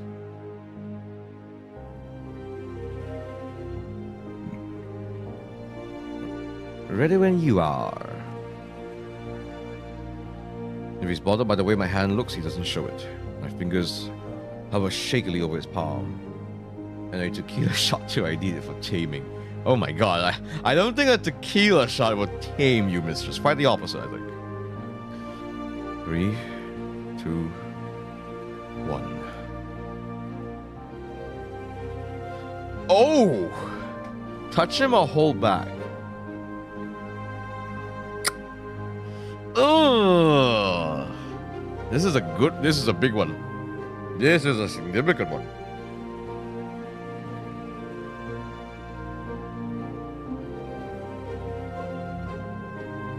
Alright, folks, get ready. Hand holding. Okay, it's time to hold some hands. I tap his palm once, as quickly as possible. It's barely more than a brush, but that's all it ever takes. When I look at his face, expecting to see the worst, Leander only grins. See? The touch of a hot daddy skin. Oh my god, you guys are so, like, down bad over this game. Do all of you guys know about this game? It feels like all of you watching know more about this game than me, and you're just hotly anticipating whatever nonsense I'm about to do with the boys. It can't be. This time, when I reach out to touch Leander's palm again, he catches my wrist before I can pull away. I told you, there's really nothing to worry about. He trails off when my thumb brushes the soft skin of his inner wrist. I search Leander's face for traces of madness, but his eyes remain a clear, soft green. Color rises in his cheeks, but he remains still except for the subtle bobbing of his throat. There's 2 hot men on screen now. Don't lie to me, awesome kick. Don't lie to me. Nothing about me is hot. Neither of us speak as I trace the contours of Leander's palm, lost in an awareness I wasn't prepared for. I've been with other people, kissed them, been embraced by them, and more. But not like this. My fingers, long deprived by years of bandaging, pick up every detail. The bruise of his palm, the smooth shell of his nails, the pulse of his heart.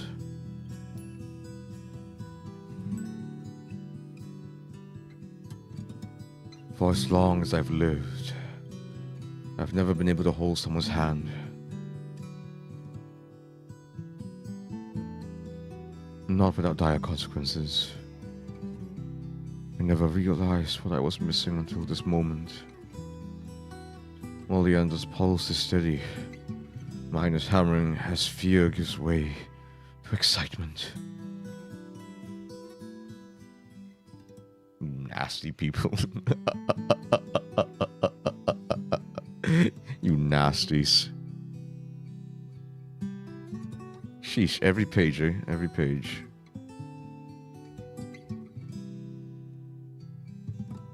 My hand glides over Leander's wrist and up his forearm where smooth skin abruptly gives way to the raised scar by the edge of his sleeve. It matches the one that runs from his collar to cheekbone. Could it be the same wound? I glance at Leander's face, and his lips part as he considers his words before speaking. Am I the first person you've been able to touch like this? My hand grows still on his arm. So far. I'll admit your touch does make it somewhat difficult to stay level-headed, but not due to your power. Oh shit. Ooh, it's getting steamy here and it's broad daylight. What are we doing? I need to... Oh my god! No! Mistress! Mistress! Ah! Ah! Ah! He takes my hand. His soft green eyes flick to mine before he turns it to inspect the golden fissures crisscrossing my knuckles. Look, we match. He points out a golden pin on his coat collar.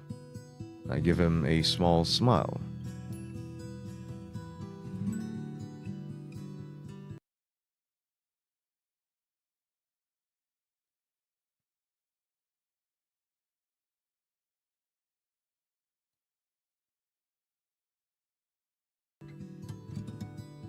I draw my hand back and take a steadying breath.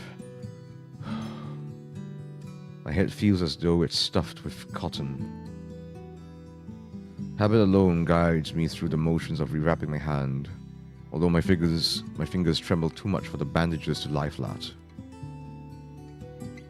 I can't believe that worked.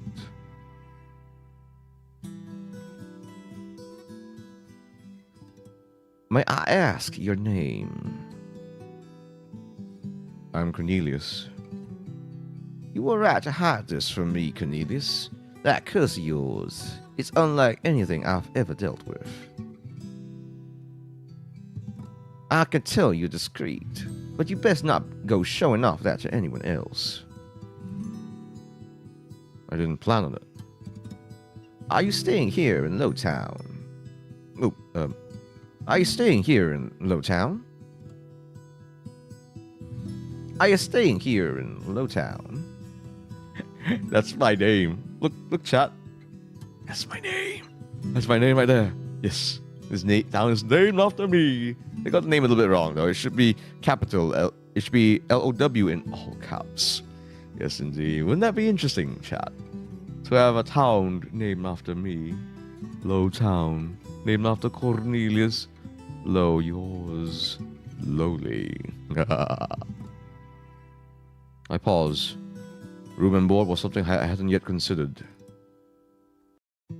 I don't know. Let's get you properly settled in. Thank you for writing it correctly. Awesome kick, much appreciated. Ooh. Oh, look at me. Look at me. The wet wick is noticeably quieter.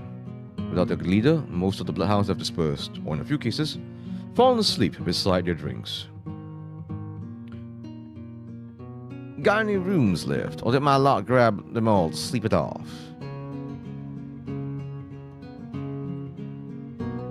I'm not reading that. Mistress, I'm not reading that. Got any rooms left, or did my lot grab them all to sleep it off? The bartender, who I now realize has doubled as an innkeeper, slides a key onto the counter. You know I always keep the corner room open for your... You know I always keep the corner room... No. Let's go more English here. Oh, it's been a while since I've... You know I've always keep the corner room open for your escapades. Leander's laugh sounds slightly strange. And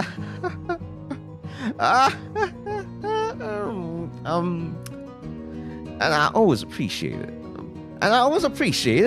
Oh yeah, I need to give more melodic. I need to give him more texture. And I always appreciate it. And because he's youthful. No, he's not a draw. I mean, yes, it's a draw, but but like, there's more. He's a little more expressive. He's one of the more expressive sort of guys here in Arabia. It's just for my friend Cornelius.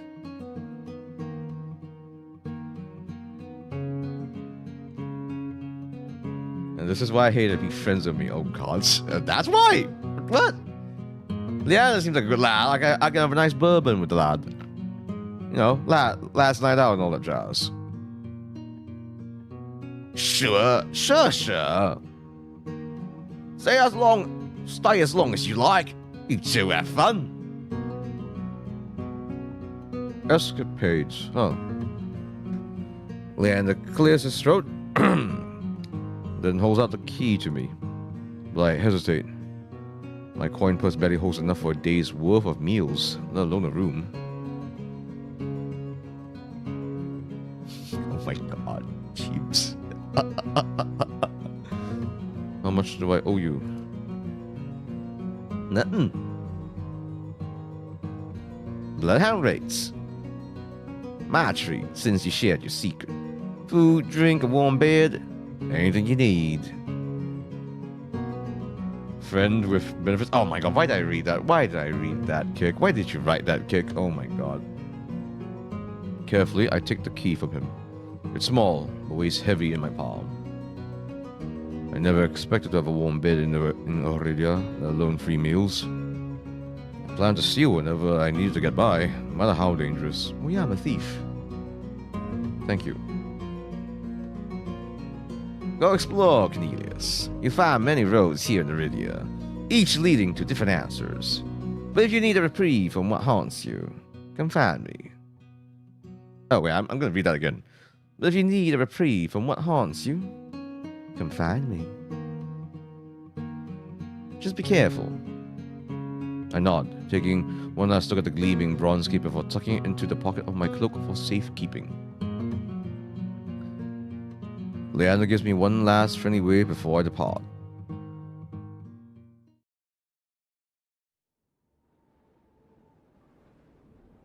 Mistress, oh my God. Alright, lights back on.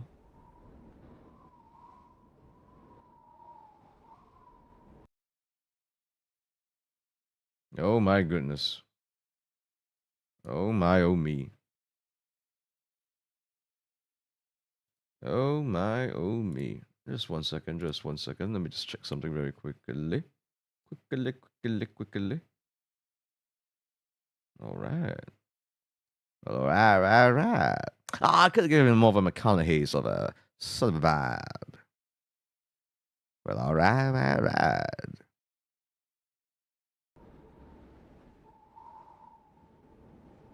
Even the peddlers are long gone. Only a pair of crows remain quibbling over a stale crust in the gutter. I feel a ridiculous pang of envy. At least they've got reason to fight. I've never felt so lost. Corus and Leander both made it clear that the Cenobian can't be trusted. But I came so far. Endured so much. I need to see the Cenobian for myself, if only to satisfy my curiosity. I should have asked someone at the bar for the directions before leaving. I'm about to turn back when a shadow passes over me. Oh, in trouble. Cloud, I think, until a puff of hot breath tickles the back of my neck. Oh shit. Oh. The shadow runs down the street in rivulets. Formless dark spreads like ink into blotch shapes. Claws stretch. A muzzle splits open to reveal long, jagged teeth. A growl rumbles so low and deep I could feel it.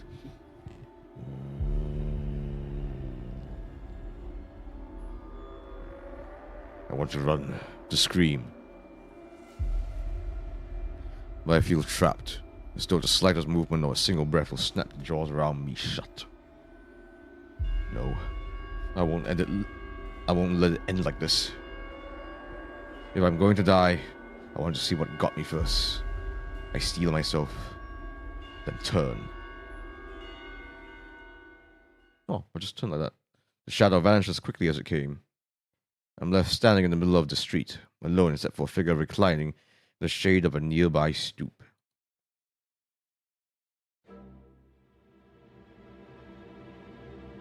Down, chat. Down, chat. No, chat. No. Yes, he has the ears. Yes, he's got the eyes. And yes, he's got a stupid large V-neck.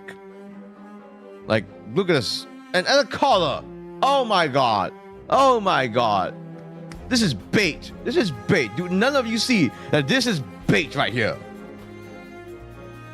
Cornelius did a cute pocket. It wasn't a cute growl. It was a deep, scary, guttural growl. That's what it was.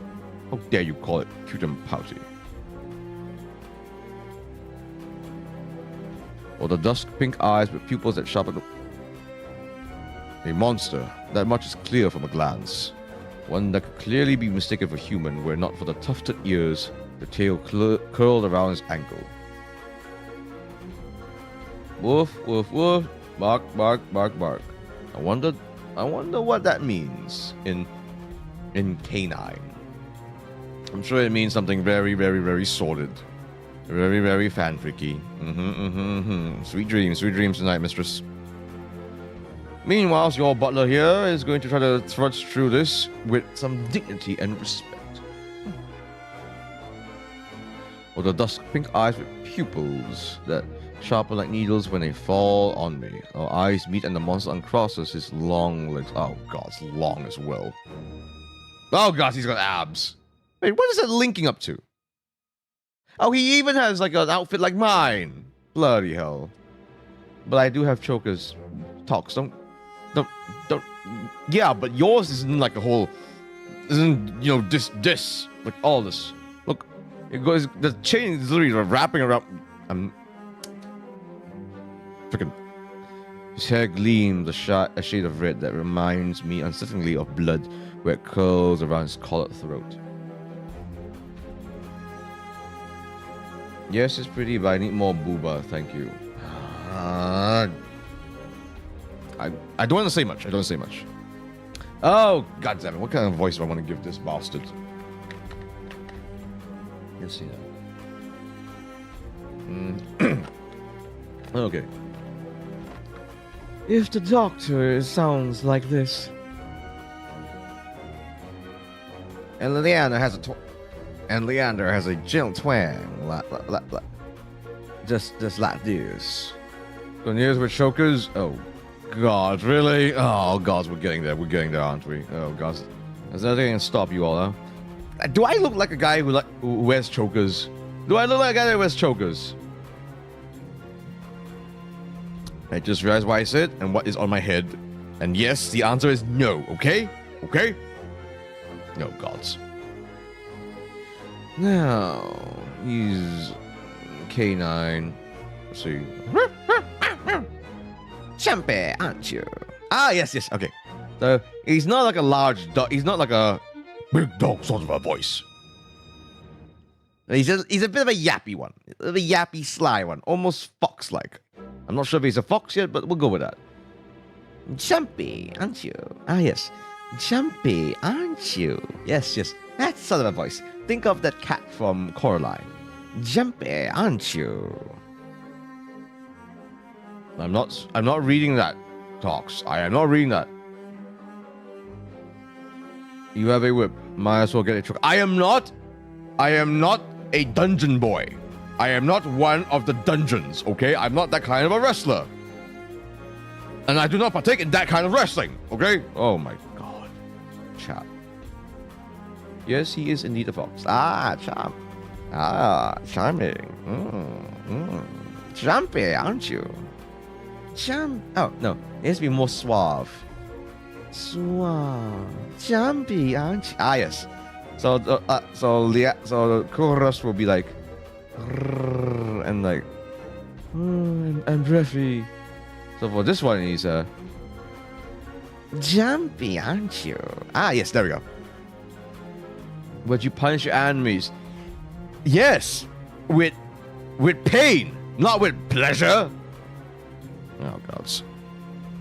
His tone is so light and carefree that I glance over my shoulder to make sure he speaks to me.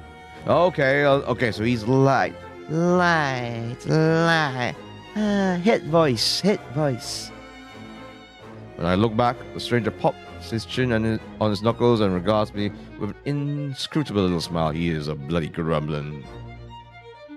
Didn't you just see that shadow just now? It was massive, it moves like a beast.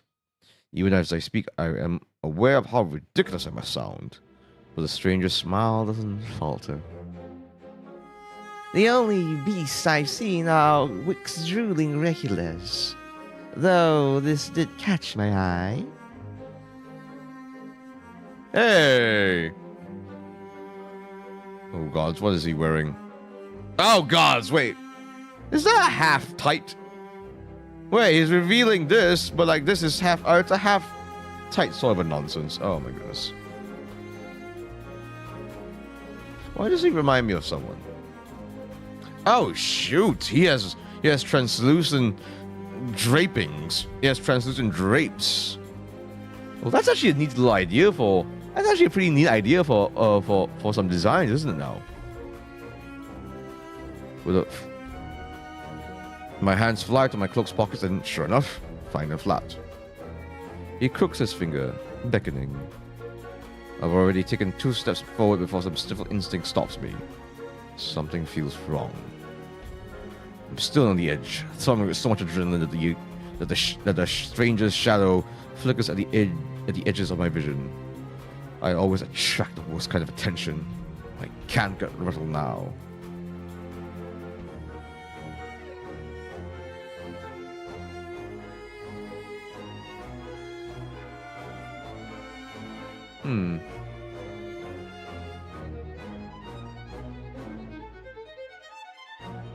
Ooh, violin music.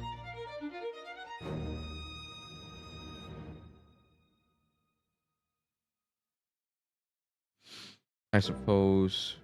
Oh God! Wait, Rev Ryan, are you here? What did you say, Rev Ryan?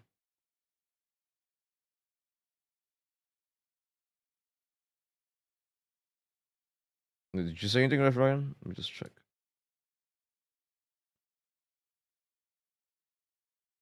Oh, you were the one that said that. Ah, never mind.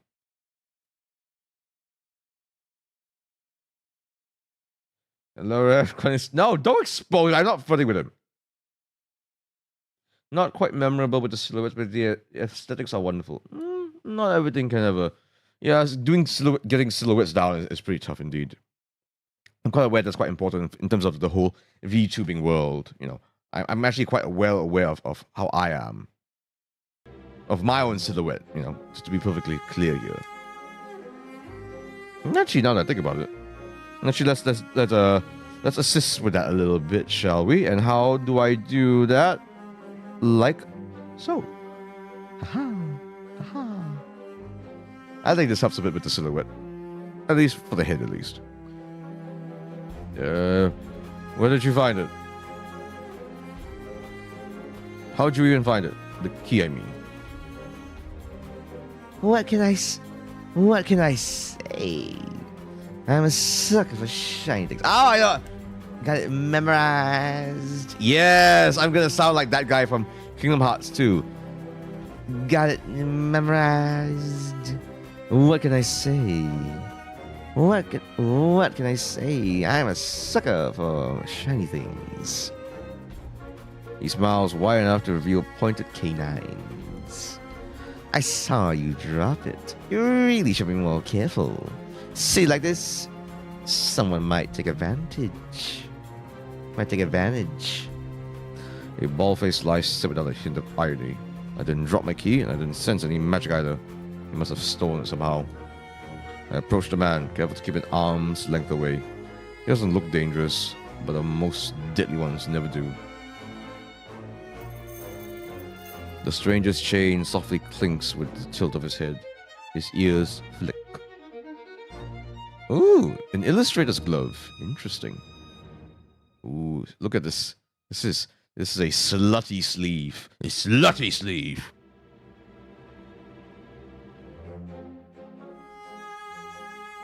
Cornelius does have a memorable silhouette actually, because in VTubing, too many designs have too many elements with less value.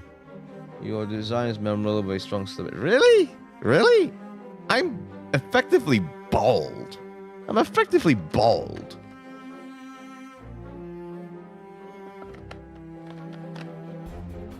I don't know.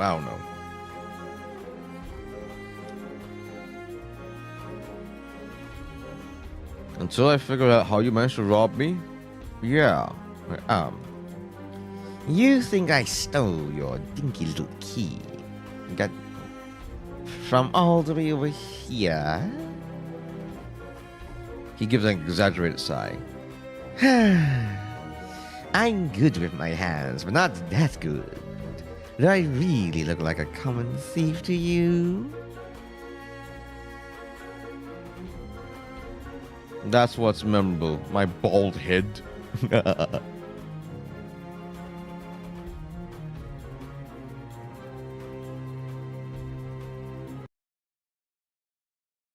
One second.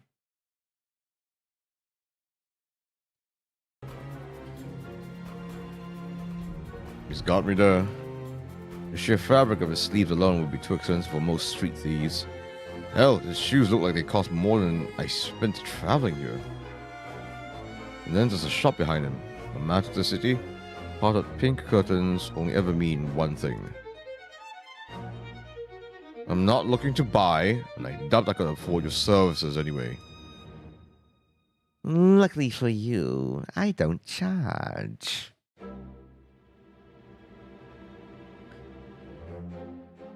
The man runs the tip of his tongue over a fang. And for the first time since I stepped into that shadow, I feel something other than dread. My face grows hot. Okay, time to blush.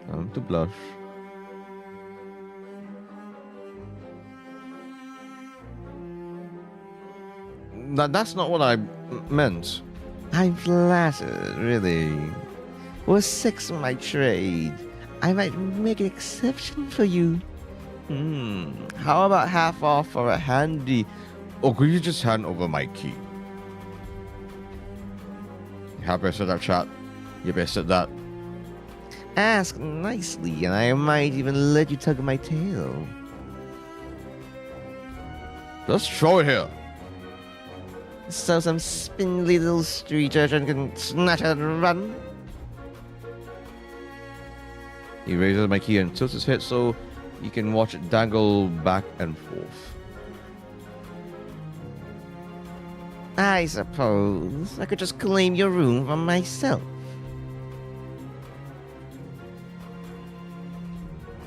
Not that I'd be caught slumming in the wick with the rest of those slack-jawed imbeciles. You're obviously not from around here. So tell me, traveler, what misfortune brought you to this wretched place? Slimy fellow. His voice practically drips with derision. I'm not telling you anything. What could possibly draw you to this dreary little pig pen, I wonder? He literally watches the arc of my key swing around his finger. Nowhere to shit. And there's entirely too many monsters for a human to feel safe. Unless... Dagger-sharp eyes flick toward me. They gleam with amusement. Interesting waist and belt buckle about him. Unless you're just dying to consort with monsters.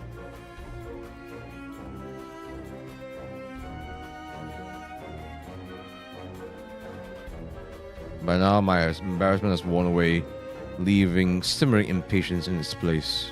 If this is a shakedown, it's the most frustrating one I've ever experienced. Oh, come on! Really? Really? Really? Is this really... How is this a strat? What? Chat. I know that this game is supposed to be a bit sussy, but like, you would think that the opposite of turning him down would be like, snatch the key, fight him for it, call upon the barkeep. Instead, yeah, Ikemen, gay, visual novel. I really should have figured. All right, you want to hear my OC's voice here, Riz? Fine, let's Riz.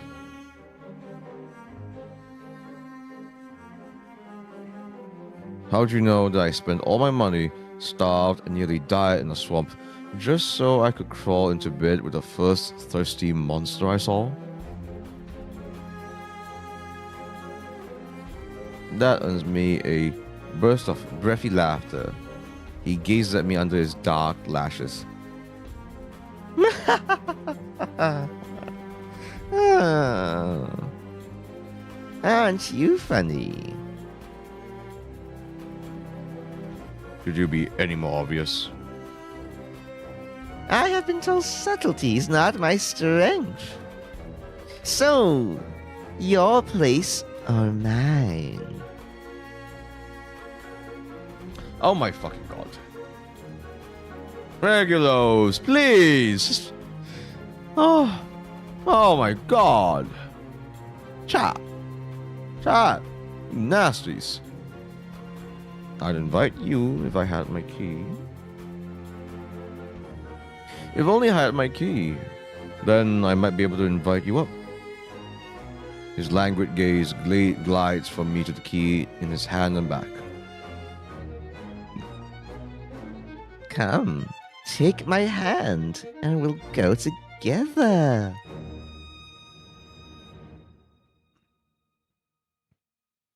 The more he flirts, the more convinced I become that this is some kind of trap. No matter how innocent monsters look, they always have tricks up their sleeves. And something tells me this one's more dangerous than he lets on. Even if he has a lovely laugh. Oh god, no, the thief. The thief me in here is getting Grizz. I don't know what you want or why you're messing with me, but I'm not coming any closer until I know you aren't going to attack or bite.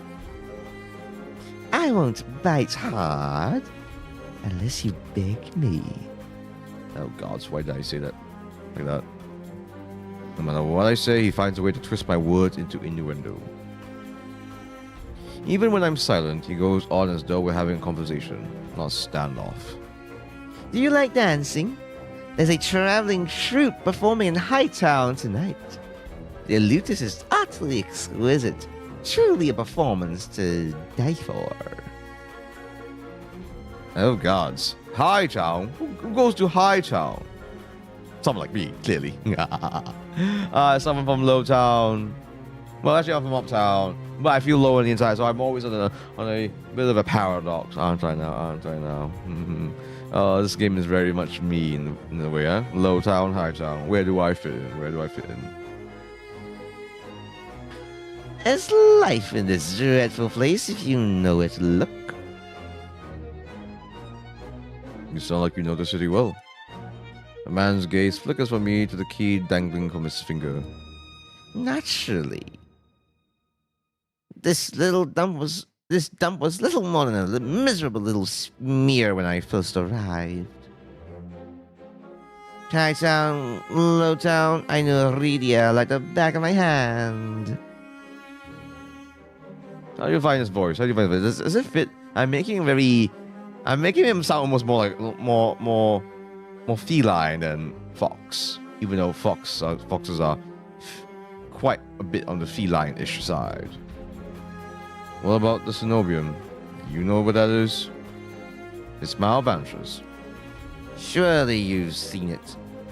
The absurdly large tower looming in the west. It's a little hard to miss. You must mean that spire I noticed when I first caught sight of the Horidia. The cenobium's overrated. Forget about it. I can show you things those stubby boars in the Olympic Tower couldn't even dream of. I've already got plans. Oh? Have you some pressing matters at the Cenobium? Lunch dates with librarians? Tea time with the most esteemed abbess? That's my business. What's the matter to you? I square my shoulders and the amusement bleeds out of him. Your loss.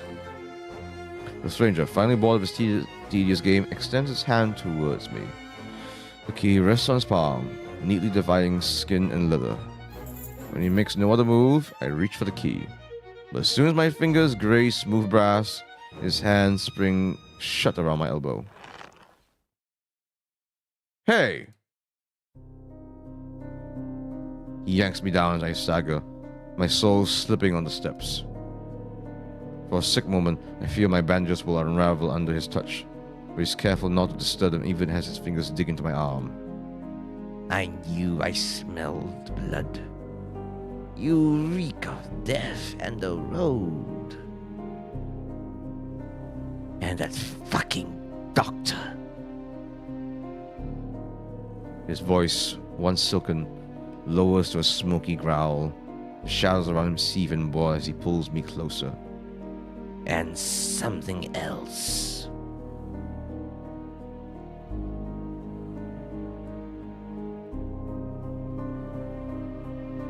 He murmurs against my throat, nose grazing my jaw. Let go! I try to twist away, but he doesn't budge. His breath trails down my neck, sending a thrill of the dread through me. But just when I fear he'll bite, he takes a deep whiff instead. His wide, flat eyes gleam with naked hunger as he gazes up at me. Not quite human. Not quite human. Not quite human. Not quite monster. Seems we're both.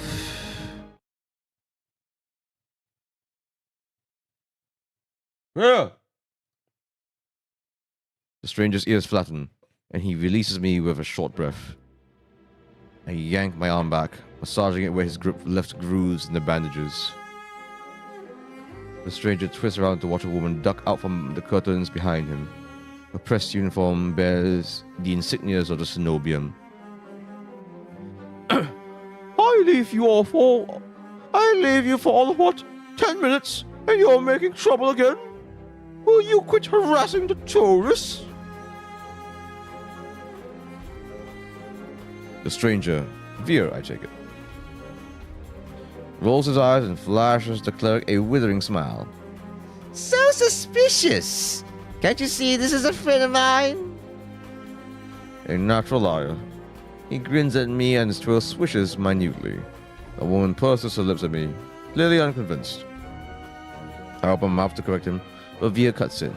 I was graciously offering my dear friend some free advice. Though his voice remains light and cheerful, his expression darkens. Danger's drawn to you like a moth to flame. It will always find you given time. The woman clucks her tongue as though she's heard this recital 102 times. Word of advice! Don't take free advice from lazy foxes lounging in the streets. This crook will sell water to a drowning man for the sheer enjoyment of it. She shrugs off a wilting look from Veer. Oh, please. Any friend of yours knows it's true. I hope so. Veer rises gracefully at her approach. He pushes his hair aside so it drapes over one shoulder, exposing the long line of his neck.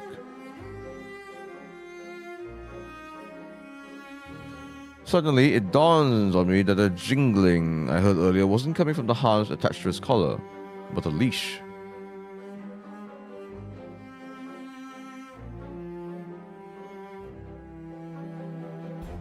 Cordelia, she's a pet. Oh, that's not Cordelia's voice. Wait, did I just give that cleric Cordelia's voice? Cordelia doesn't sound like that. No, that lady has like a voice. Cordelia's voice fluctuates a lot more. You know, doing this sort of effect. No, that sort of an effect. This lady's voice is just haughty sounding. A heavy iron chain wound from a hitching post and padlocked to the back of his collar. Veer posed deliberately to hide his leash from me.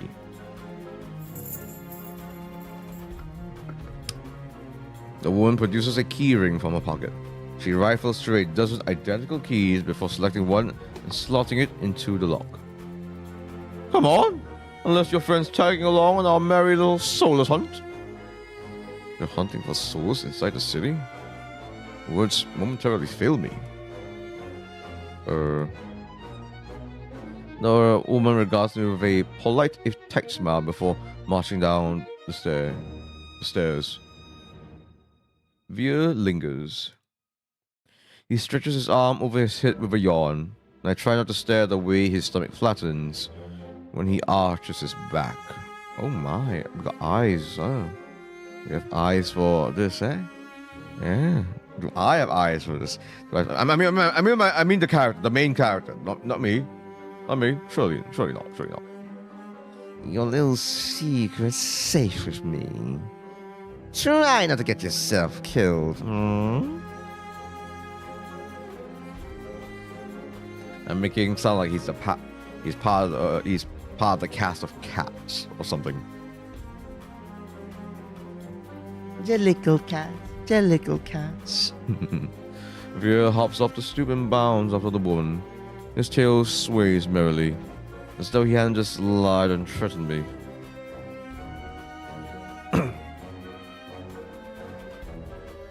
Did you try that thing I mentioned? The Loventian knot? That the one where you take 3 fingers and... Actually, don't tell me. Knowing you is disgusting. Via's airy laughter echoes down the street.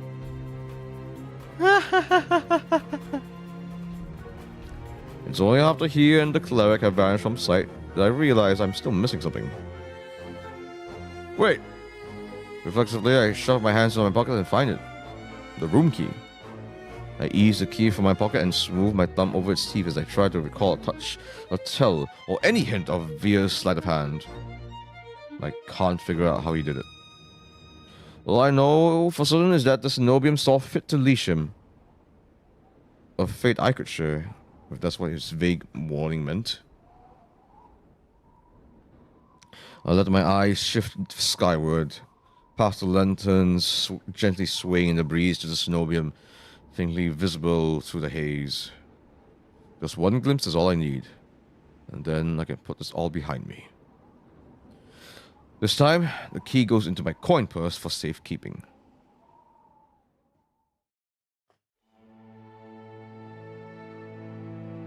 It's easy enough to follow the sluggish river that splits Iridia in two. A colossal bridge arches over the dark water below. I cross as quickly as I can, climbing ever uphill toward the distant tower. Ooh, pretty. Oh, now this definitely reminds me of that BGM music thing that I mentioned a while ago. What's it called? I'm gonna try to find it now. Yes, I'm doing this right now. Sorry, chat. I'm too curious. Oh God! Wait, I just noticed. I just noticed the sub count. The Cenobium of the Luminous Void. I just noticed the sub count. We're 5 subs away from 400. Thank you, chat. Thank you so much, chat. Sorry. Let's see. Sadly, now I must venture forth for some business, for sure I'll be watching the VOD. Thank you so much for the entertainment, Cornelius. Be good, everyone, as good as you can be. Winky face. Oh, gods. Bye, Chips. Looking forward to some art. Oh, dear me, dear me, dear. But yes, thank you so much, everyone. 5 minutes away from... 5 subs away from 400. That's good progress. That is good progress. We are speeding this along. Folks. Which is good to hear. That's good news indeed.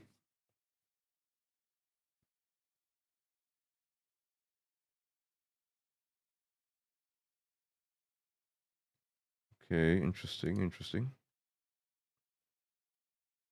See, what's it called?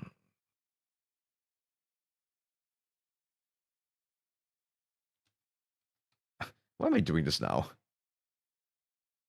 No. Is it this one? Oh, yes, blue turtle. Yeah, this background greatly reminds me of Blue Turtle. Just find the Blue Turtle BGM and you will see what I mean. Gorgeous stuff. Very Final Fantasy meets Adventure Time sort of a feel. Tuscarora booty shots.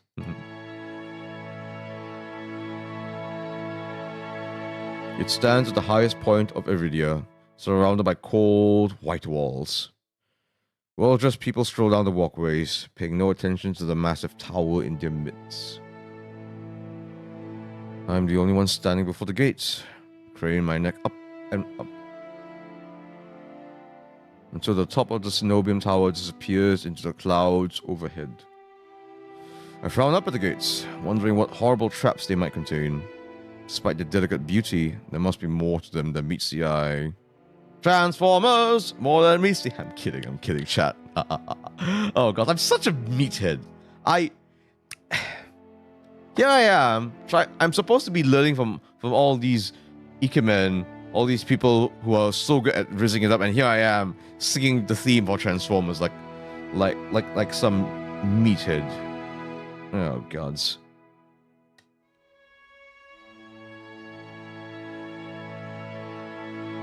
Knocking seems like a terrible idea, but I don't see any other way of making my presence known. I'm halfway up the steps when something moves in my peripheral vision. Oh. A shadowy figure crouches beneath one of the white walls. They reach out and tug on the vine as if testing its strength. Oi! You there? The shadow vanishes as quickly as I spotted it, and a gaunt-faced man in a crisp charcoal uniform marches up the steps towards me. Ugh, another tourist. Get out of here before you're done gawking. A dismissive wave accompanies his equally dismissive words, and he turns on his heel without even waiting for an answer from me. I look back at where I saw the intruder, but there's nothing. Just the leaves blowing gently in a cool breeze.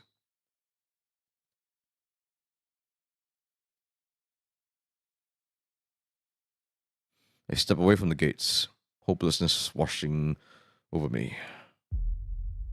How do I want to give this voice? Hello. A whisper, so close I can feel the warm brush of breath on my skin. Let's get a little closer, shall we?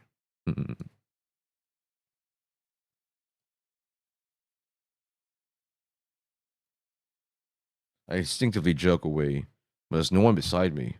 Halfway down the staircase, I spot a woman swaying in the breeze. She's gaunt as a rail, her blouse moth-eaten. I'm unable to take my eyes off her, not because of the way she smiles a little too wildly, or the way her tousled braids look unbrushed for days,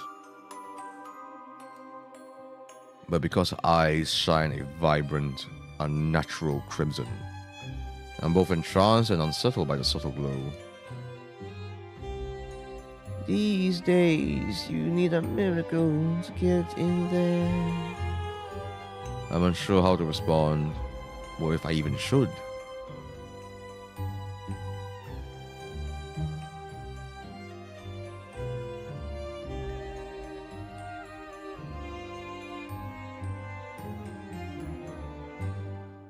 Let's say nothing.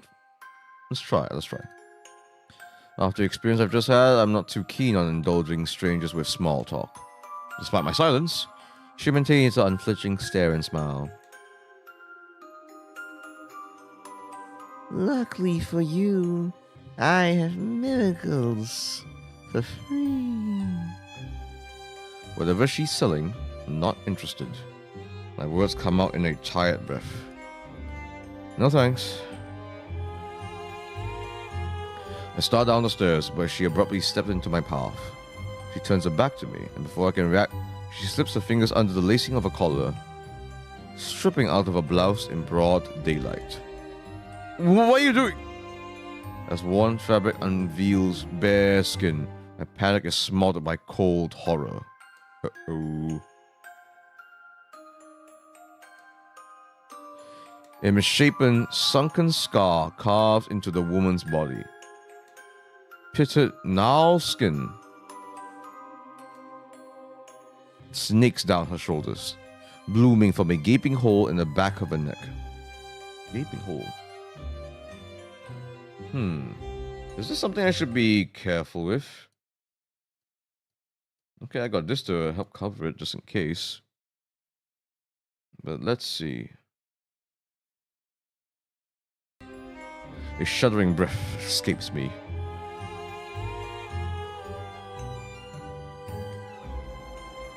The Whatever disease this woman had ate away at her from the inside out. How is she able to move or breathe? Is it possible? She shouldn't be alive, and yet... The power to cure anything can be yours too. The power of the sea spring. The woman slides back into her blouse and deftly laces it up. If I've caught your attention, then follow me. It's only a short walk away. Without another glance, she leisurely strolls down the synobium stairs, loose braids bobbing behind her. The edge of her scar peeks out from under her collar. I stand there, wordless, until I manage to regain my bearings. It's a twisted miracle, but a miracle nonetheless. This could be the stupidest decision I've made in my life, but what choice do I have? I take a final look at the synobium's shut gates, then follow her down the steps.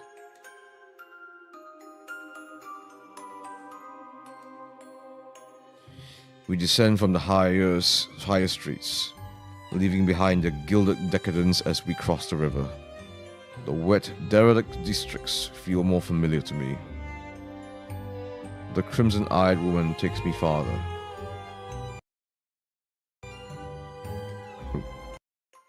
Until I met with an all too familiar sight.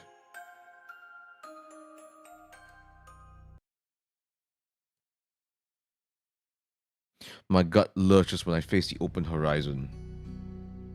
The city's outskirts are hardly recognizable in daylight. I'm probably safer for it. Venturing beyond Iridia's walls is a gamble I wasn't prepared to take so soon. Keep going straight, and the sea spring will reveal itself to you. I bark out a bitter laugh, loud and involuntary.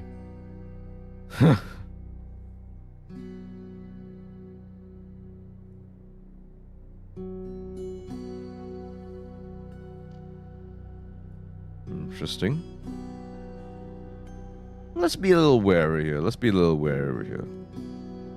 I've fallen for this already. Not that I'm proud of it, but I know it's set when I see one. I barely have enough coin for a meal for what it's worth. If I wanted your coin, I would already have it.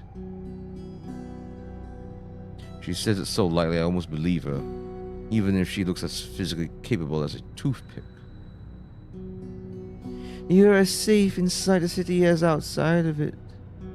Truthfully, the territory before you is the safest of all. What do you mean? Territory? This region belongs to ice.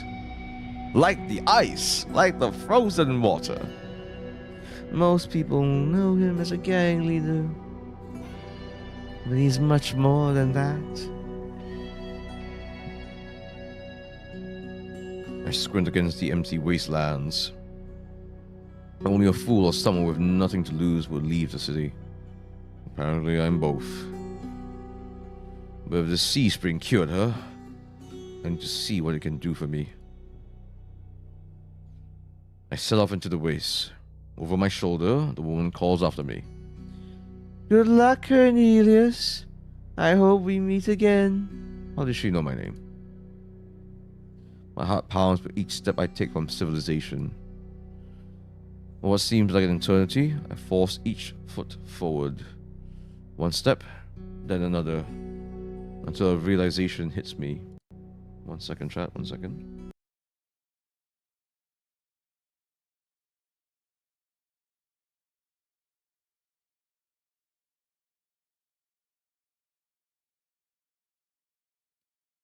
Don't worry, I'm still here, chat. I'm still here. Just need to check something very quickly.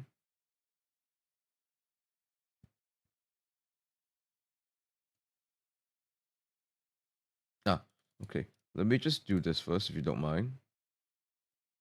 If you don't mind, it is.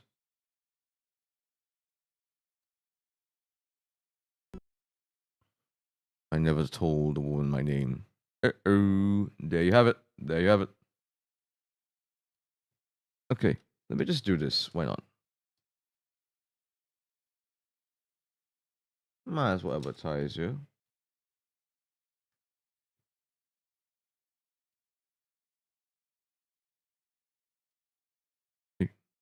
Something pierces the horizon ahead of me.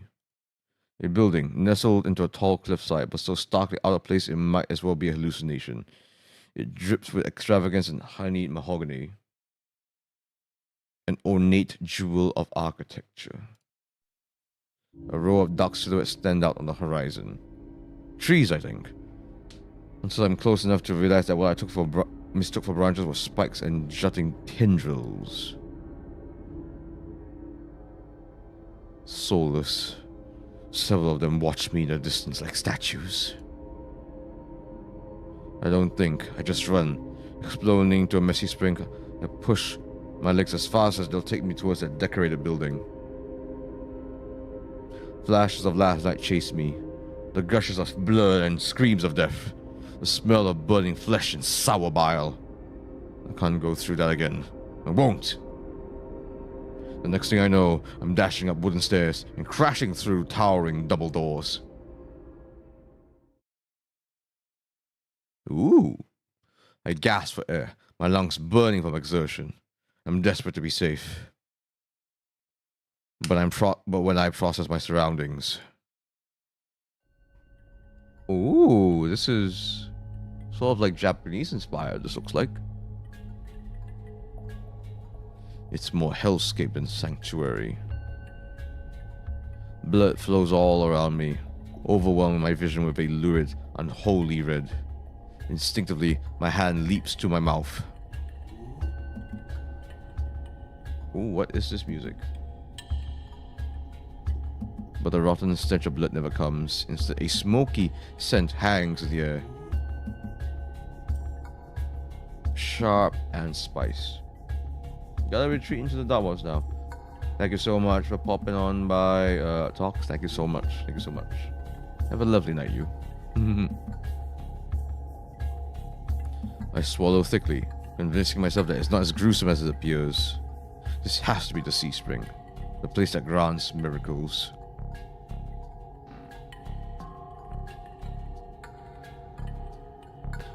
Pulling my eyes away from the pool, I take in the rest of my environment. Tall pillars flank me, blanketed in written notes. Seating pillows scatter the floor. A rustic kettle sits nearby. Someone must live here, despite how eerily empty it is.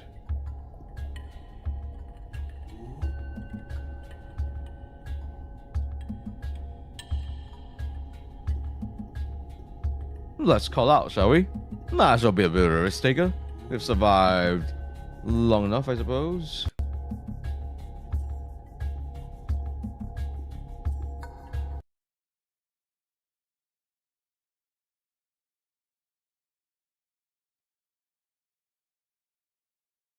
One second, just checking something.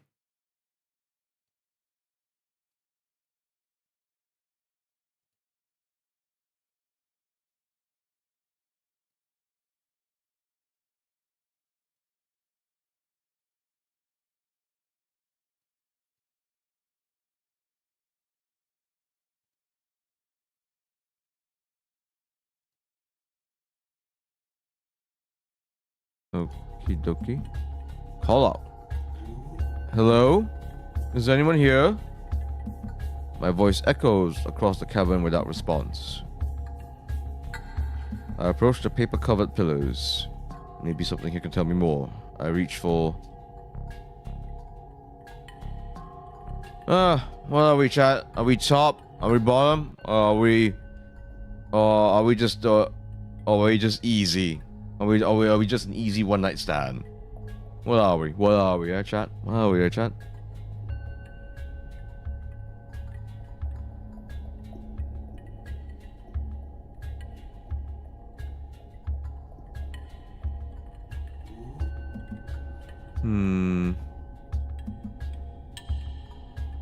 Let's try the top. Just because I'm not confident that in spite of the height, I will jump for it too. Watch.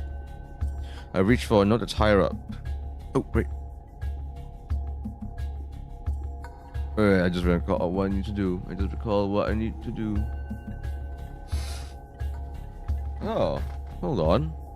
I just noticed someone subscribed. I think. Oh, on my phone. Let's see. Save first. Let's save first. Let me just check very quickly.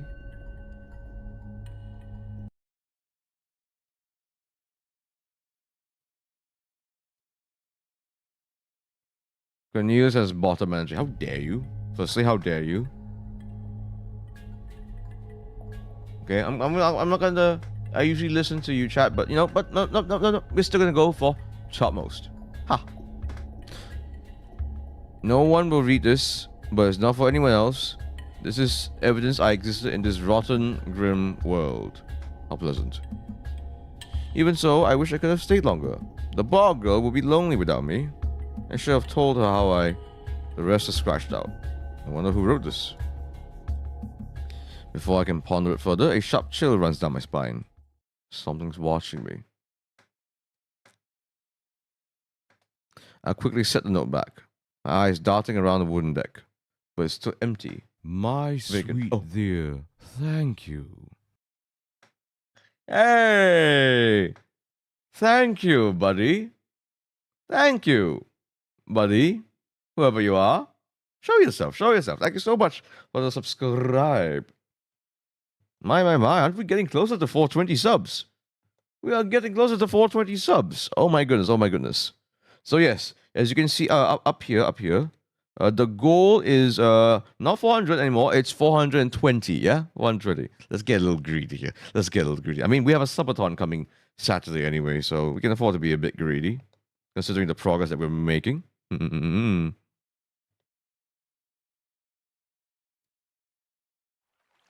Finally, I look towards the sea spring. That stillness hides something deeper. Something wrong. Hey! I spin around and come face to face with a pack of soulless.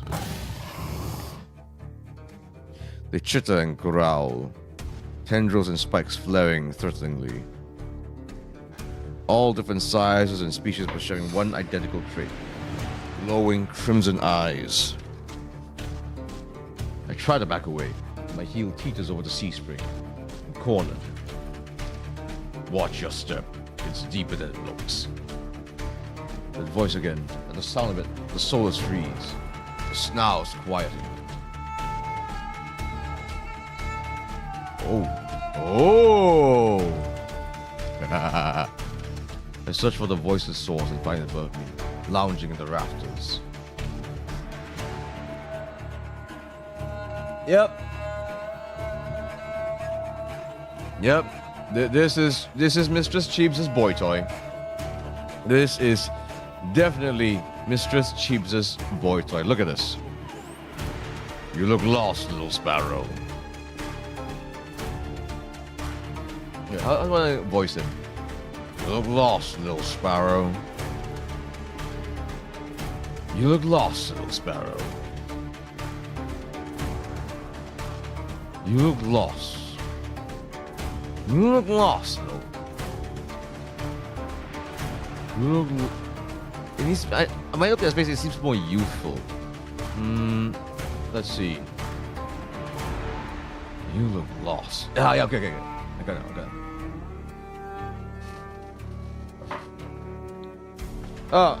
By the way, please do remember to read the rules, yeah?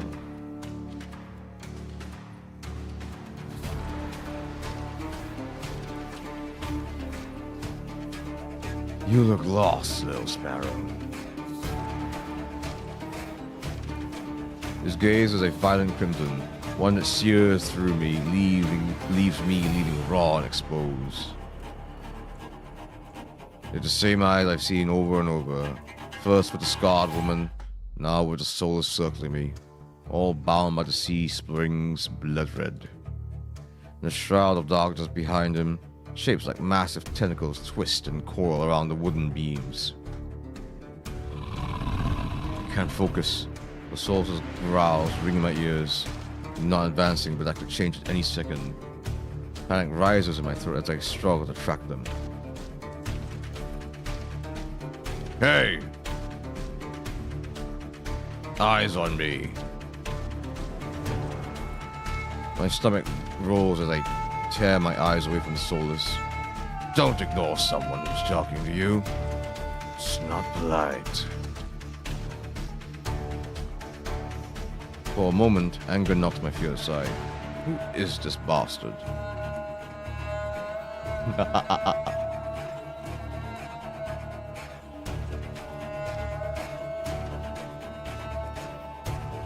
Do we wanna? Yeah, why not?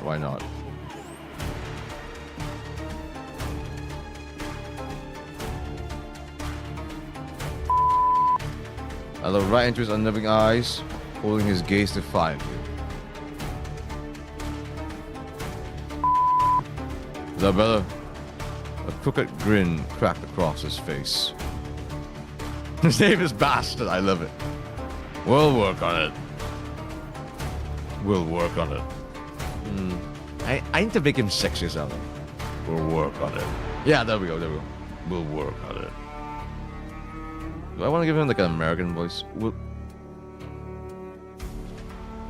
work on it. We'll work on it. We'll work on it. We'll work on it. Oh, I know. A Hanzo sort of a thing. We'll work on it. I scan the souls again. They really aren't attacking, posturing more than anything else. Almost as if they're waiting for commands. Did you tame them? Power over the sea spring. Power of the sea spring. They're hungry, so they might bite. You could give them a reason to stop them. How about I didn't do anything wrong? Trespassing. And that's punishable by death?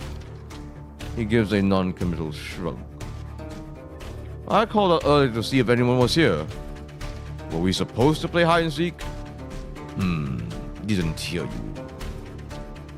My voice stops in my throat. This man's terse coolness is both infuriating and terrifying. I rack my brain for a way to defuse the situation.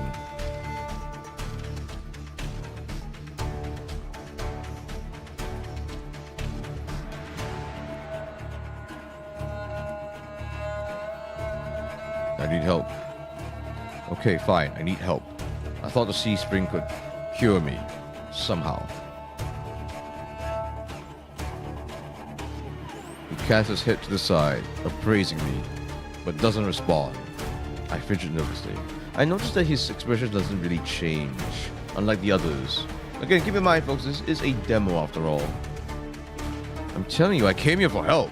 Are you listening? Your hands. Alarm jolts through me. I hide my hands under my cloak. Show me. Why? Won't ask twice. With a sharp huff, I reluctantly hold up my bandaged hands. Are you getting off on this? Unwrap them. Heat rushes to my face and fire to my tongue. I should give him a piece of my mind. But not when his soulless are one command from ripping me to shreds. Yet no matter how much I will myself to move, my body's frozen in place. I stand there for a long, agonizing minute. My hands are trembling when I finally raise them. I know the skin beneath my wrappings all too well. The hideous, unnatural flesh I've grown to despise. I grip the edge of the bandages. Stop.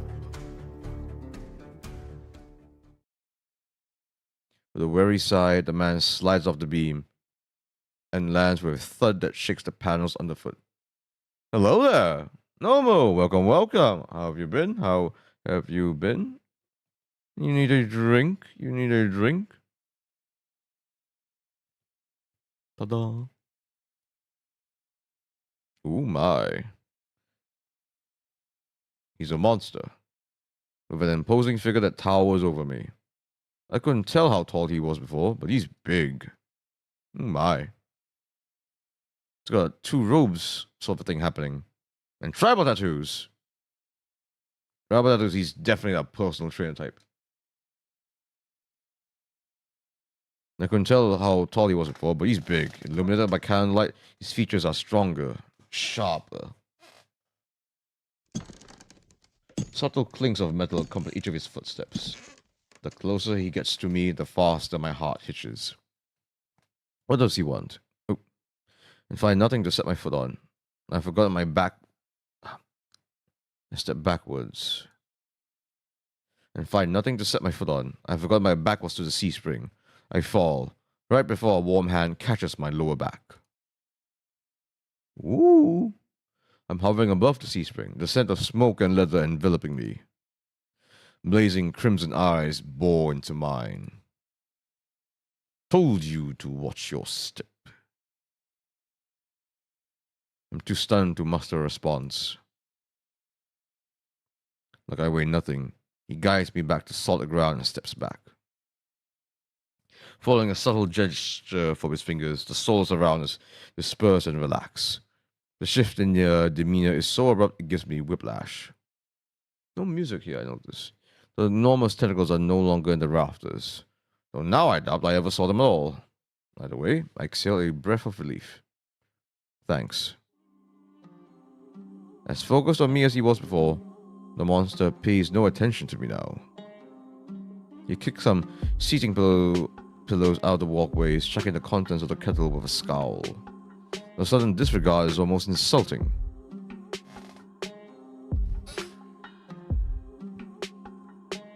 One second, I'm just checking something. So, that's it. I'm not a threat anymore. Never were one. Never were one. Then why'd you threaten me? People get honest when they're afraid. People get honest when they're afraid. People get honest when they're afraid. In other words, he was messing with me. I drag a hand over my face, exhausted by the fact that this is the second time a monster has provoked me today. You're ice, aren't you? Depends who's asking. Depends who's asking. One of your friends told me this was your territory. She also said you were a gang leader. No, his name's Ice. His name's Ice. But there's no one else here. I thought there'd be more people. Ice picks up the kettle and walks to the edge of the C-spring and dumps out the contents into the endless red. Gang took a walk. Oh God. No, look at this smile. No, that entrapped the Mistress Cheebs. That entrapped her so bloody hard. Oh God, no wonder. She got lost. Yes, I know, it's kind of ironic. His name is Ice Gotcha. It's Ice when nothing about him suggests ice. Just the irony of it all. His pleasant smile stretches across his face, ear to ear. Then, in an instant, it drops. I get the sense I shouldn't ask about his gang again. Something must have happened. I've learned to recognize a real leader when I see one. Ice, regrettably, fits the type perfectly. He might say ice kacang as a teaser in the future. Who knows? Who knows? He knows how to scare people, and he expects submission. But it's uncommon for someone so used to being in power to be so alone. You said you came here for help. You said you came here for help. Depends. When the sea spring cure occurs? Probably. Probably. You mean you don't know? Nope. He shakes out the empty kettle and starts collecting stray cups, tidying up. My frustration builds. I narrow my eyes at him in a questioning glare. When he notices, he returns it with an amused smirk. Oh god, that smirk. That smirk will send 1,000 ladies into battle. Are you being irritating on purpose? Listen, Sparrow. The sea spring can cure anything. Nothing's stopping you from trying it yourself. What do I have to do? Drink. I have to drink from the sea spring. My eyes glide to the blood-like pool beside us. The idea of ingesting the strange liquid makes my guts churn. Is there a price? Always.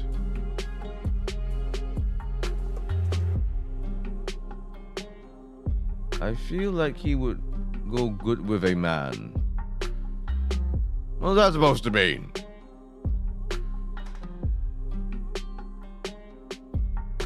Ice taps his temple with a finger. You lose it a little bit. That's it. I've already beat it to the punch. My humor earns me an amused, fanged grin. This is a little different. When you drink from the sea spring, you forget who you are. Your mind combines with everyone who ever drank before. Humans, monsters, soulless. One big happy family in your head. My blood runs cold. I've heard of these before. Group minds. I thought they were just rumors. I've heard whispers of cults performing rituals to bind the members' minds together. It never seemed possible. But something tells me this is real, even if one thing doesn't add up. Your eyes are red too, but you obviously haven't forgotten who you are. Before I can finish my sentence, Ice strides past me towards the entrance. Let me try to change my voice a little bit. Time's up. Time's up. Let's finish this later. Do I want to give him a more of a stereotypically Japanese accent or more Englishy? Time's up. Time's up. Let's finish this later. Yeah, more growly, more hissy. Time's up. Yeah, let's keep it Japanese. Let's keep it Japanese. Time's up. Let's finish this later. Wait, already? You barely told me anything. Came on a bad day. I've got somewhere to be. There's still so many questions burning on the tip of my tongue. My frustration spills out before any of them. I was told to come here for help, but instead I get threatened and kicked out. You're joking, right? Watch your tone. I'm nice, but you don't want to ruin the host's mood. My skin prickles. The feeling of being watched washes over me again. My eyes dart back over to the sea spring. A lone ripple dances on the quiet surface. I feel like he has a low, deep growl-like voice. Like this, perhaps. Is this to your satisfaction, Nomu? I take Ice's advice and clamp my mouth shut. Ice approaches a nearby Solus, a lanky, dog-like one with 6 legs and a crown of tendrils. Several sets of crimson eyes adorn its sides. Its forked tail wags rapidly when I squats beside it. He runs his fingers through the tendrils, scratches his chin and pats his head. A gentle smile plays across Ice's lips. The affection he holds for the Solus is painfully clear. OMG, yes, I'm glad I could satisfy Nomu. I dip my eyes away, my stomach fluttering at the tender sight. It's getting dark out, so this pretty girl will guide you back. Following a short whistle from Ice's lips. No, I can't whistle. Sorry, chat. It trots over to the entrance obediently, tail swaying. I watch the Solus warily. Ready is not a word I would use to describe it, and the idea of it protecting me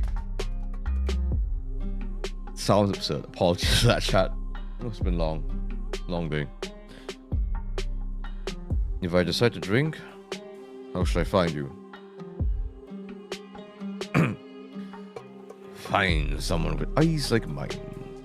They'll point you in the right direction. But think it over. Once you drink, you can't go back. It's a lot to process, but I give it a small nod. At least I know I have another option for a cure, as disturbing as it may be. I follow the Solus at a measured distance and watch it nudge the giant doors open with ease. When I am about to cross the threshold, I sneak one last glance behind me. My heart skips when I meet Ice's eyes. I'm about to stab a head away, but he just flashes me an easy smile. Oh god, yeah. I can hear the screams already. Not of mine, not of my opponents, but of Mistress Chibs. Just, something like that. Till next time, Sparrow. I'll buy you a drink for scaring you.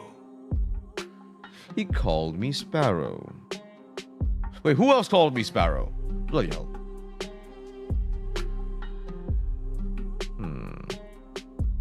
I don't trust myself to do anything but respond with another curt nod.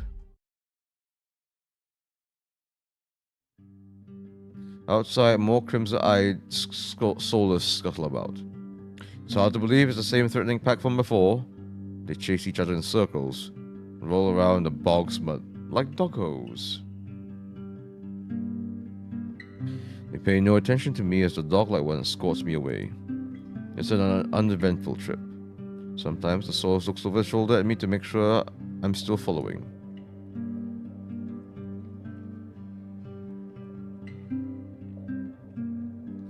Dusk darkens the sky by the time we reach the city. Oh man, look at this. This is a gorgeous background. Oh jeez, that is gorgeous. The Solus sits and looks at me expectantly with familiar crimson eyes.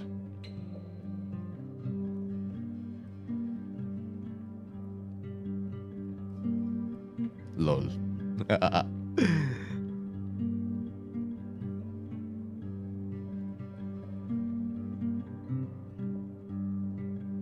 Well, petting it, I guess. As nervous as I am, I carefully glide my fingers through the Solus tendrils and scratch beneath its chin, just like Ice had. It pushes into my palm in response, rumbling with a sound akin to a purr. The vibrations are soothing, almost healing my fatigue. When it's satisfied, the Solus spins around and scampers back in the direction we came, vanishing into the darkness. It's barely my first day in Iridia, and I've already encountered so many things I thought were impossible. Tamed Solus being one of them. My head spins. Maybe I should call it a day.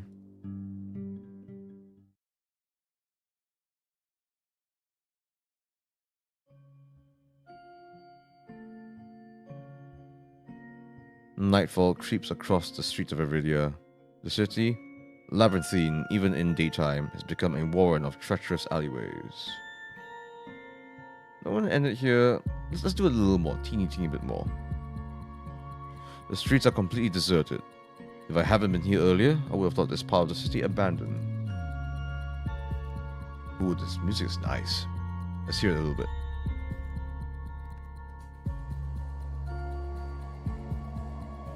Very atmospheric. I like it. I make my way through the winding streets, doing my best to keep my bearing towards the wet wick. I step slow when I hear rustling in the dark. I strain my ears, but everything is still. Is the sign playing tricks on me?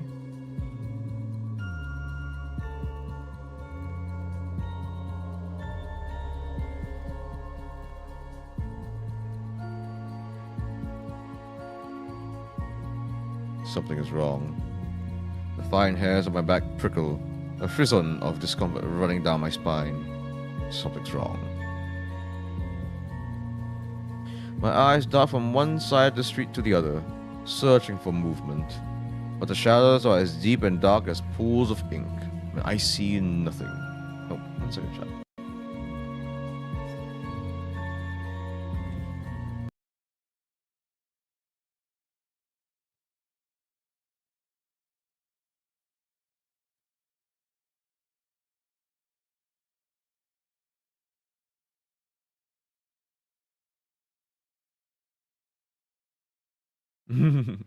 I just noticed someone clipped something. Thank you.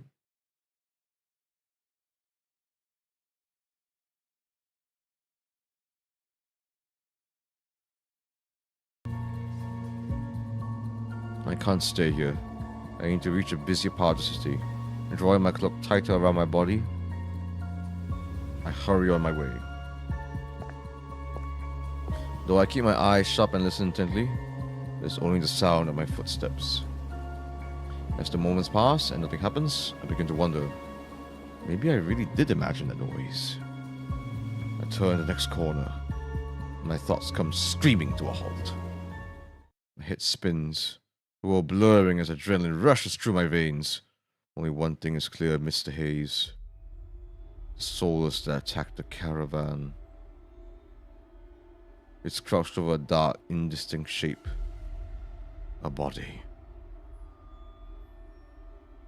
I just realized, you see these spines up above it? It almost look like fingers, especially these ones over here. These look like fingers.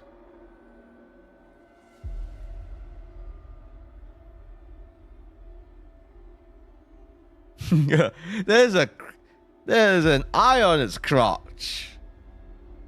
There's an eye on its crotch. That's a bit sussy, isn't it now? Any chances the souls will turn into an ikemen or something? A garland of intestines spill from pallid flesh. Blood grouts the cobblestones. For a mercy, the soul is too distracted by its meal to have noticed me. My feet feel as heavy as stones. I can't just stand here.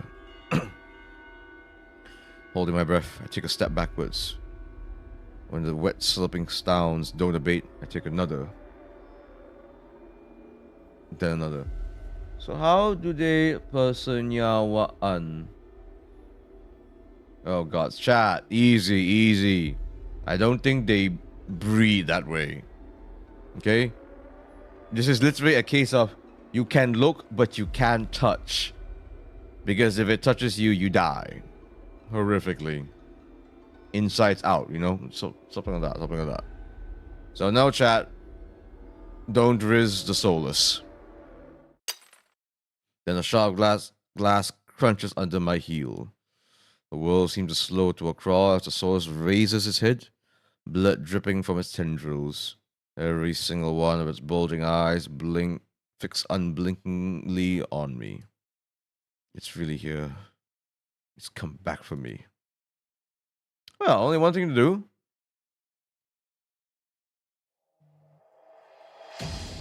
I'm off like a shot, running for my life through the darkened streets.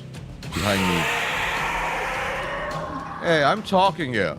A piercing bass splits the silence, and heavy footfalls pound after me. My heart thunders in my chest. I take turns at random, trying to lose it in the maze of streets, but I can't seem to shake it. Yes, welcome back, welcome back. No, not a lizard man. That was like a eldritch man with a crush on his eye. You know, it's one of those things where you can just see as opposed to experience. And I'm not elaborating more on that.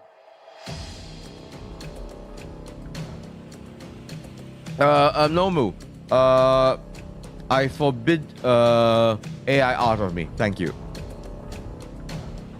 I can hear its breathing now. A wet, fluttering rasp, going closer and closer. The same claws that sever my arm swipe out. I duck, saved by pure reflex, and skid around the corner. Oh, maybe I should do this.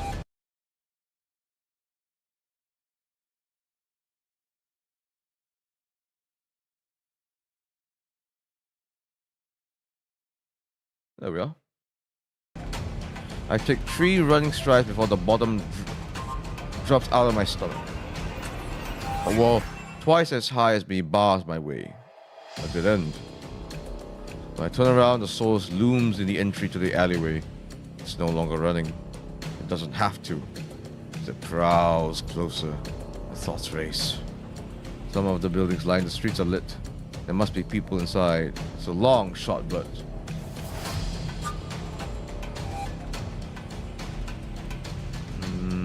interesting.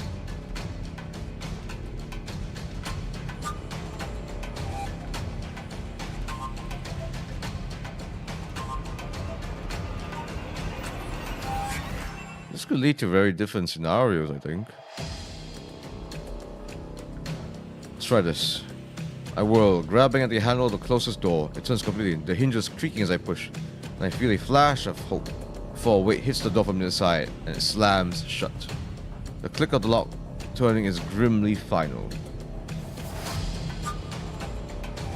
In this wretched world, few people will stick their neck out to help their own flesh and blood, never mind a stranger. The soil gives a rasping hiss.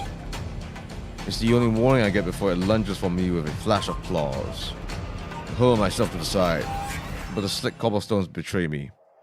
I fall, sprawling over the rough stone. As the Solus looms over me, I scramble away from it until my back hits the wall. There's nowhere left to go. It descends on me for the kill. But the impact never comes. Ooh! Oh, hello there. I warily crack one eye open, then the other, not sure whether I should believe what I'm seeing. A hooded figure crouches in front of me, one blood-stained hand outstretched. Hey, it's you! Moonlight silvers the edge of the stiletto knife. Their face and hands are splattered with blood, and the Solus? Ooh, a roguish man. Oh, my. Our savior, cloaked in blue. My eyes dart past my unexpected rescuer to the misshapen form behind him. The Solus' many eyes, once restless and vibrant, now look dull and waxy. A red pool spreads slowly from under its body. Numb with shock, I can't help but stare. It's dead. After all the people it's killed, after nearly killing me twice. I can hardly believe it. Well.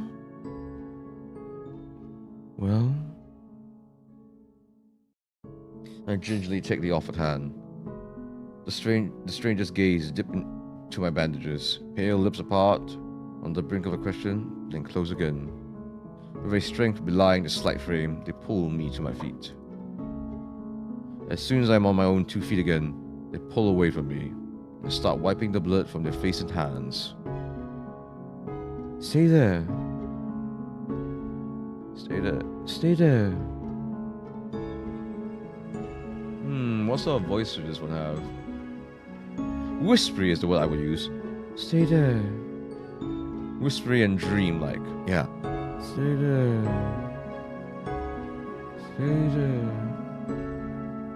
Stay there. Maybe with an English accent, perhaps? An English accent. Zuck Medic! Welcome to Cafe Cornelius. Welcome. have you been staying long? Have you decided to show up? Welcome to Cafe Cornelius. Come. What would you like your complimentary drink to be? Do let me know. They turned away from me stiffly, leaning over the soulless, gangly body. With their back towards me, I realized I saw their hooded silhouette at the cenobium. Short jokes at this time? Seems a bit inappropriate.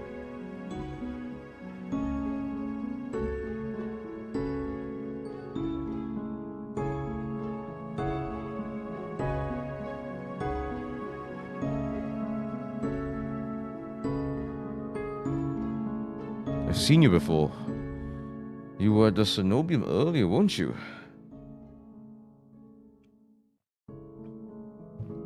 "18 years, clean? Are you talking about whiskey?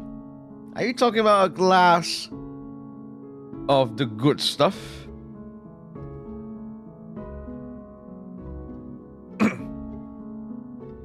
I've never heard the term clean before.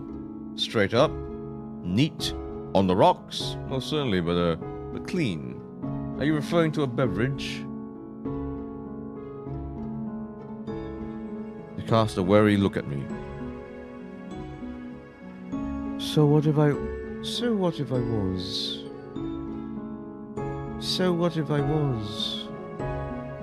The harsh response takes me back.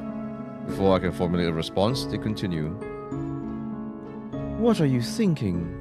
Traveling alone at night? Neat. Oh, you meant neat. Oh.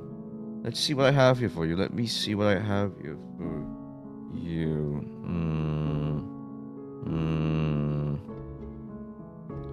Apologies. Unfortunately, what I'm about to serve you might require it to be on the rocks. The whiskey I have is just better for it to be on the rocks as opposed to it being neat, because it's quite a high alcohol percentage. It's best if I dilute it a good bit with some quality ice. Not the hot demon only that we met just now, but actually like frozen water ice. Actually, let me try to look through my stuff for you. No, I don't believe I have any. Pity.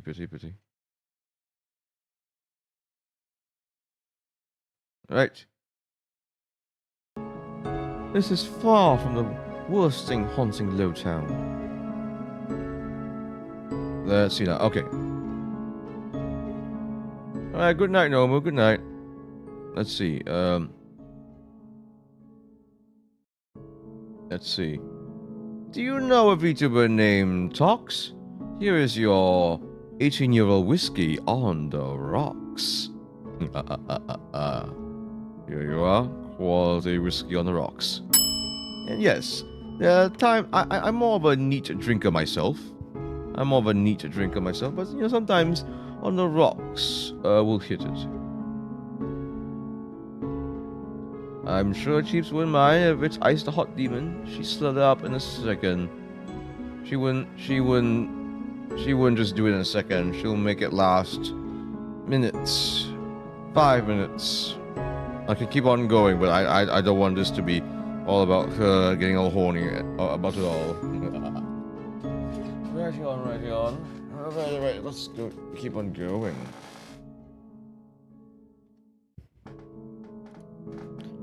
I can't make heads or tails of them. First they saved me, and now they scold me. Lesson learned. I could do without the lecture, though. To my surprise, they break eye contact.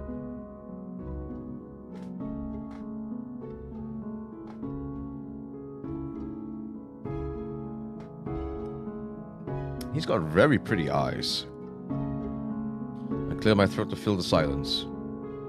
I'm Cornelius. Min. Suddenly, Min tenses.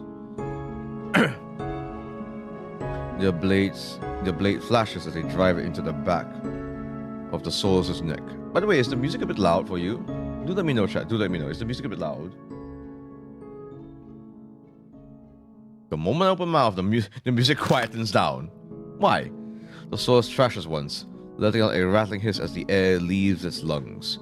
Min leans on the blade, driving it deeper and deeper until there's a sickening crunch, and the creature goes limp. My heart thuds in my chest. It must have been clinging to life by a thread.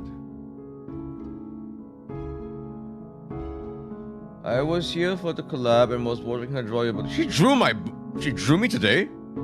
Did she? Min straightens up, withdrawing the blade in a single smooth motion. Better to put wretched things like this out of their misery. They calmly clean the blood from the knife. That swift, unhesitating, lethal strike wasn't the work of an amateur.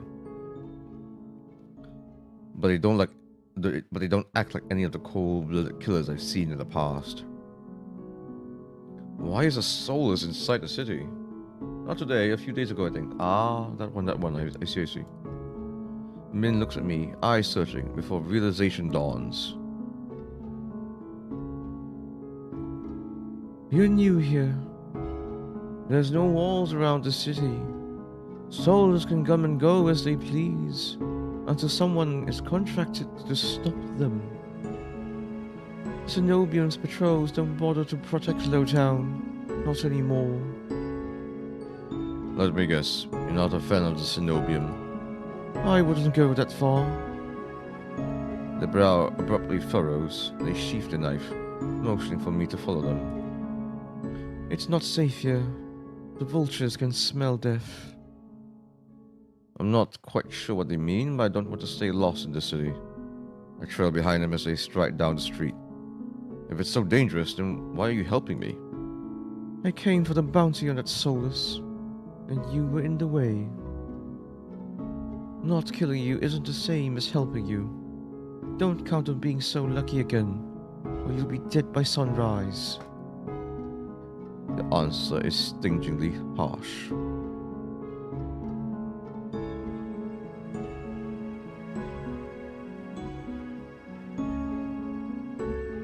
I hold my hands up, trying to forestall any more snippy comments. Alright, I get it. I'd love to get out of your way, but I'm sort of lost. I just need directions back to my lodgings. What makes you think I'll help you? Nothing. There's no harm in asking. It seems to catch them off guard. The brow knits, and they look away, scowling. How troublesome. Cornelius? Oh, it's Kuras. I turn, surprised by the voice. Kuras walks down the street towards us. His white and gold clothing is pristine, despite the grim of the city. Oh, damn it. How do I do this voice again? Hello, Min. Ah, yes, there we are. Okay. Breathy, horsey, higher pitched. Hello, Min. I see. Not Englishy. It's more similar to my accent. Hello, Min. I see that Solus was your work. I see that Solus was your work. Min shrugs. There's a familiarity to the way they regard each other.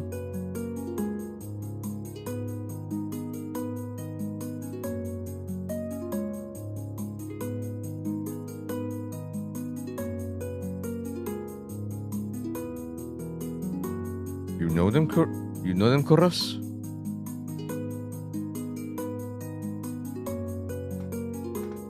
Min is a freelancer who has done a few errands for me. They are quite reliable.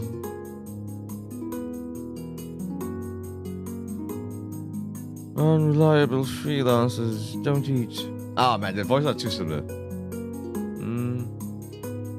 Unreliable freelancers don't eat. Yeah, okay, he's great. I'll give him a British accent. He's got I'll give him, let's say, a more something that rolls R's a little bit more, like a distinguished Arab professor sort of a thing. There's something Kuras isn't saying. I mean, I roll the R's a lot here after all. Cornelius needs to get back to wherever he's staying before he wanders into the jaws of another Solus. He It is late. It is late. Were you able to find a place to stay, Cornelius? Yes, sir. It is late. Were you able to find a place to stay, Cornelius? There we are, there we are, there we are. Were you able to find a place to stay, Cornelius? So like a Spaniard sort of thing. I'm staying at the Wet Wick. Both their faces fall. I see. Would you like a guide? It might be preferable to wandering about alleyways. That would be nice. Min clicks the tongue in sighs, sounding mightily put out. Going to the Amaryllis district? That gaudy cesspit? Come, this way. Come. It's too similar.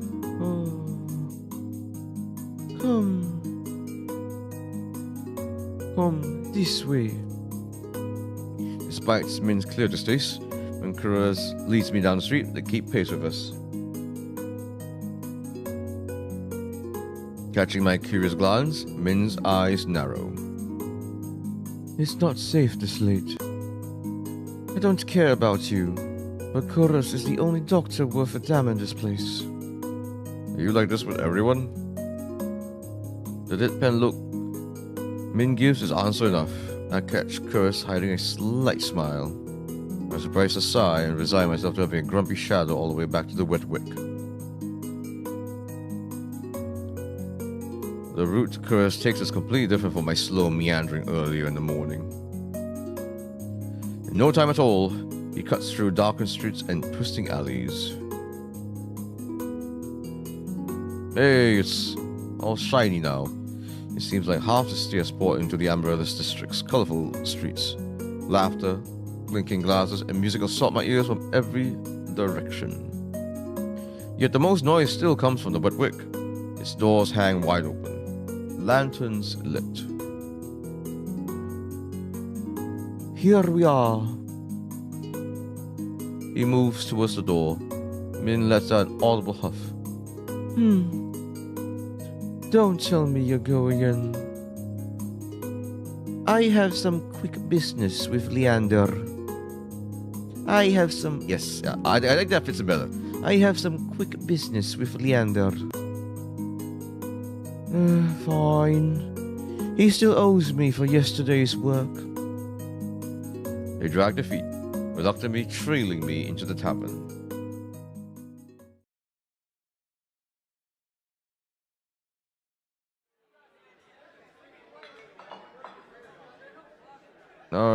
All right, folks. You know what? It has been close. It has been a lot more than 3 hours and a half.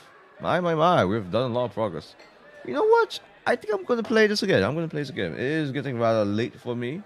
It has been a rather tiring day. Rather tiring day, unfortunately. I'm a savior.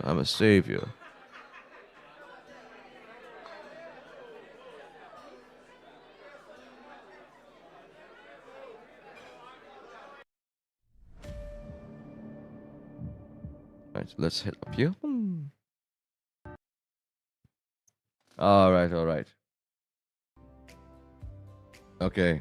Thank you, everyone, for coming on by. All that about ends it there. Don't work too hard. Of course. I'm having a lot of fun, actually. Don't worry about me. That was actually a rather fun romp trade visual novel. It's not the first visual novel I've done. I've actually done what's it called? The Catboys Paradise visual novel before. It's the one with the 4 cat boys, you know? That was pretty fun. But this game is definitely a lot more intriguing, a lot more spicy, so to speak. Really dig the art style. Really do. So, I'm definitely going to be playing this again. I don't think it'll be next week. Next week will be, I'm saving that for something special. You'll see the schedule. You'll see the schedule when it pops up. But yes, indeed. Oh, and of course, let me see. I think I do have my schedule here somewhere, right? Ah, here it is. All right, folks. As you can see here, we got last thing down in the agenda for this week, and that is the Saturday 4 o'clock subathon. Subathon for booty shorts. So if you want it, you freaks, you have to work for it. And I gotta say, we're making good progress, aren't we? 4 subs away from 400. And therefore, 24 subs away from 420. So, very interesting. So the story has been really intriguing so far. Don't fully understand everything, but the characters are pretty neat. Lots of different types of characters. So even in spite of this, being a bit of a thirst trap of a game, I'm enjoying myself. As you can tell, I don't really go for these sort of games too often, but as a VTuber, as a male VTuber, one that's a professional wrestler and Butler, I gotta learn how to riz a little bit. This game's helping me with that. Hashtag release the shorts. Don't count on it. Don't count on it. You gotta work for it. Chat. You nasties. All right. And of course, folks, don't forget to check out my new YouTube short. So I do not want to give a confirmation on when exactly is the next episode, but I do intend to follow through with it. I do intend to follow through with it. So we shall see. And I hope it will all work out. I hope to actually keep on moving forward with my with VTuber Frontier. That's the name of the series of vlogs, basically, during my time in Jakarta. But if you want to get see my overall experience in Komifuro, I made a stream just for that, so you can check that out if you wish to. If you wish to, it'll be in the VODs. Out of curiosity, what whiskey did you serve? Cafe Cornelius does not exist in the flesh tuber plane of reality. Okay, so it's not a Lafroig, it's not a Glenfiddich, it's not a Macallan. It's not even an Aberfeldy. No. No Aberfeldies. No Chivas. Not in these parts. All I can say is that it's a properly made one. Charred barrel, aged for at minimum 18 years. There's probably a few warlocks that's passed by in the cellars. That has exorcised a few demons. That helps with the flavor. That helps with the intensifying of the flavors. So don't you worry. It's perfectly safe to drink. Speaking of drink, I might need to eventually get it on with the my Balinese arak. Oh, that's something. Speaking of which, I definitely need to make my waiting room for coming Saturday pretty soon. Alrighty. Alright. Gonna end it here, folks. But it's been lovely, guys. It's been lovely. Alright, chat. Thank you so much for all the support. Please do continue to support this channel in any way that you can. Like, share, subscribes, and all that jazz. Apparently whiskey, but I'm on brandy IRL right now. Ooh, lovely brandy is quite lovely indeed. So there you have it, folks. Cafe Cornelius is now closing shop. Well, may Cafe Cornelius never close in your hearts. Have a lovely night, everyone. Lots of courage.